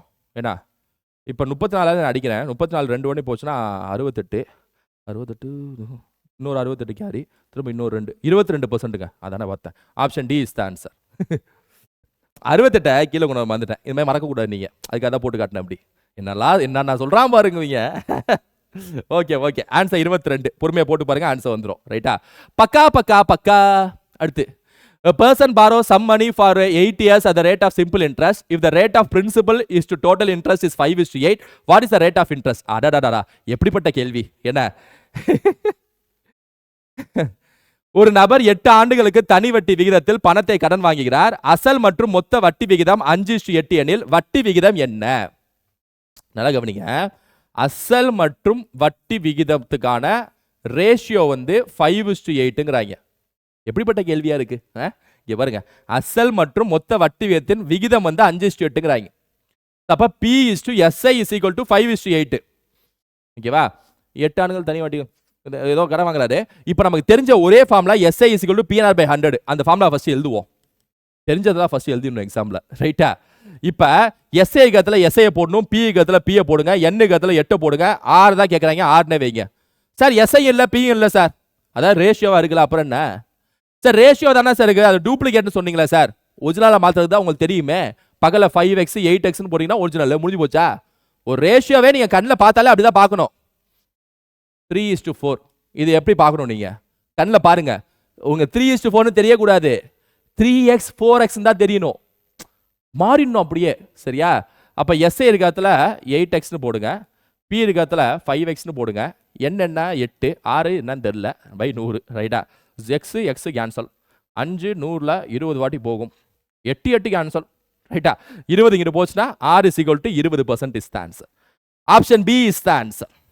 Option B is the answer ரைட்டா. முடிஞ்சிச்சா? பர்ஃபெக்டா? ரைட், பக்கா பக்கா. எவ்வளோ ராஜு? ஓகே ஓகே, நம்ம லாஸ்ட் சம்மா இந்த சம்மா பார்த்து முடிச்சிடுவோம். 1 hour ஃபுல்லாக முடிச்சிருக்கோம் ரைட்டா. அப்படியே வச்சுக்குவோம். இந்த கூட்டு வட்டி இந்த சிம்பிளிஃபிகேஷன் மட்டும் பெண்டிங் இருக்கு. ஏற்கனவே சிம்பிளிஃபிகேஷன் சொல்லிட்டு ஃபுல்லாகவே போட்டேன், அது தனி விஷயம். அது மட்டும் நம்ம அடுத்த இதில் பார்த்துருவோம் ரைட்டா. ஏன்னா ஒரே வீட்டில் டம்ப் பண்ண விரும்பல. இது வரைக்கும் பார்த்ததே வச்சு மைண்ட் செட் ஆயிருப்பீங்க. Sir percentage okay sir, profit and loss okay sir, ratio okay sir, ages okay sir, average okay sir, simple interest okay sir. Mind set ஆயிருப்பீங்களா? அந்த மைண்ட் செட்டை வச்சுட்டு அப்படியே அடுத்த நகரணும். How much will a principal of rupees 5,000 invested on compound interest amounts to in 3 years at the rate of 50% per annum? அசல் தொகை ரூபாய் 5000 கூட்டு வட்டியில் முதலீடு செய்யப்பட்டது. வட்டி விகிதம் 50% per annum எனில் 3 ஆண்டுகளில் முதலீடு செய்யப்பட்ட தொகை எவ்வளவு? சூப்பர். இப்ப இது ஒரு கூட்டு வட்டி, கூட்டு வட்டி முடிச்ச மாதிரி வச்சுக்குவோம் சரியா. கூட்டு வட்டியோட தொகை அசல் தொகை எவ்வளவு அப்படின்னா 5000ங்க. 5000 அது எத்தனை % வட்டியில கொடுக்குறாங்க? கூட்டு வட்டினாலே பெர்சன்டேஜ் மெத்தட்னு ஒன்று சொல்லியிருப்பேன், முன்னாடியே பார்த்தவங்க. Okay super. அது என்ன பெர்சன்டேஜ் மெத்தட்னா அசல் அப்படி எழுதிக்கணும் ராஜா. அசல் அப்படி எழுதிக்கிட்டு எத்தனை பர்சன்ட்? 50%. ரேட் 50% இப்படி ஒரு கோடு போட்டு பக்கத்தில் எழுதிக்கணும் சரியா. 3 ஆண்டுகளில் 3 ஆண்டுகளுக்கு நம்ம வந்து சால்வ் பண்ணணும்னு அர்த்தம். என்ன சார் சால்வ் பண்றது? சிம்பிள். இந்த அசல் இருக்குல்ல, இந்த அசலுக்கு 50% எடுங்க. நான் இப்போ பண்ண போற மெத்தட் பேர் பெர்சன்டேஜ் மெத்தட். அதான் அப்படின்னா கூட்டிட்டே வருவேன். காம்பவுண்ட் இன்ட்ரெஸ்ட்க்கு ஒரு ஃபார்முலாவும் இருக்கு. A is equal to P into 1 plus R by 100 whole power n ன்னு சொல்லிட்டு. ஐயோ அதெல்லாம் ஒரு தலைவலி பிடிச்ச ஃபார்முலா, அதெல்லாம் தேவையில்ல சரியா. அசல் அப்படி எழுதிக்கிட்டு ரேட் எத்தனைன்னு பார்த்து அப்படியே ஆட் பண்ணிட்டே வாங்க. இப்போ எடுத்துக்காட்டுக்கு இப்போ பண்றேன் பாருங்க. 5000க்கு 50% என்ன? ஒரு நம்பருக்கு 50% எப்படி கண்டுபிடிக்கிறது? நம்பரை பாதியா உடச்சு விட்டீங்கன்னா 50%. ஸோ 5000க்கு 50% 2500 ரைட்டா. பை 2 போட்டாலே 2500, அதான் 50%. கூட்டுங்க 7500. இப்போ 7500க்கும் திரும்ப 50% எடுங்க. 3 வருஷம் பண்ணணும், 3 வாட்டி பண்ணணும் இதை சரியா. 7500 பை 2 என்ன? 3750 வரும்னு நினைக்கிறேன் சரியா. 0 5 2 1 1150. திரும்ப இன்னொரு வாட்டி எடுங்க, ஏன்னா 3 வருஷம் இல்ல. ஒரு வாட்டி பண்ணிட்டோம், 2 வாட்டி பண்ணிட்டோம், இன்னொரு வாட்டி பண்ணணும். 11250 பை 2 பண்ணுங்க சரியா. பை 2 பண்ணீங்கன்னா 5 6 2 5 வரும்னு நினைக்கிறேன். 5 6 2 5 வரும்னு நினைக்கிறேன் சரியா. 2 போட்டு 11 ஓகே ஓகே ரைட். 5 7 8 6 1 ஏன்னா 3 வருஷம் முடிஞ்சு. ஸோ 3 வருஷத்துக்கான மொத்த தொகை 16875. 3 வருஷத்துக்கான மொத்த தொகை வந்து 16875 ரைட்டா. என்ன கேட்குறாங்க? தொகை தான் கேட்குறாங்க. So option C is the answer. முடிஞ்சு போச்சு. Option C is the answer. முடிஞ்சு போச்சு ரைட்டா. 16875 இஸ் த ஆன்சர் ரைட்டாங்க. பர்ஃபெக்ட்டுங்க, பக்கா ரைட். ஓகே ஸ்டூடெண்ட்ஸ், ஓகே இதோட நம்ம கூட்டு வட்டியும் சேர்த்து ஒரு சும்மா எடுத்துக்காட்டு சாம்பிள் மாதிரி பார்த்துருக்கோம், அதான் பார்க்கணும் ரைட்டா. ஸோ ஓகே ஓரளவுக்கு ஒரு ஓவர்வியூ உங்களுக்கு கொடுத்துருப்பேன். ஒரு வாக்கியத்தை எப்படி டேட்டா மாற்றுறது, டேட்டாவை எப்படி சால்வ் பண்ணுறது, எந்த டென்ஷன் இல்லாமல், எந்த பிபி எகிராமல், எந்த எரிச்சல் இல்லாமல் எப்படி நிதானமாக சால்வ் பண்ணுறது, எப்படி கேன்சல் பண்ணுறது, எப்படி பொறுமையாக கையாளுறது, ஃப்ராக்ஷன் டெசிமலை எப்படி ஆன்சரை கொண்டு வருது. தட்ஸ் இட் சரியா. மேக்ஸிமம் எல்லா வித்தியாசமான கேள்விகள் தான் உங்கள் கண் முன்னாடி நிப்பாடி இருக்கேன். ஏன்னா அடிச்சு துவச்ச கேள்வியெல்லாம் நீங்களே பார்த்துருப்பீங்களே, அது புதுசாக சொல்லணும் ரைட்டா. ஸோ இதே மாதிரி வித்தியாசமான கேள்வியில் நான் உங்களை அடுத்த வீடியோவில் சந்திக்கிறேன். ஃப்ரெண்ட்ஸுக்கு ஷேர் பண்ணுங்கள். Thank you students, thank you.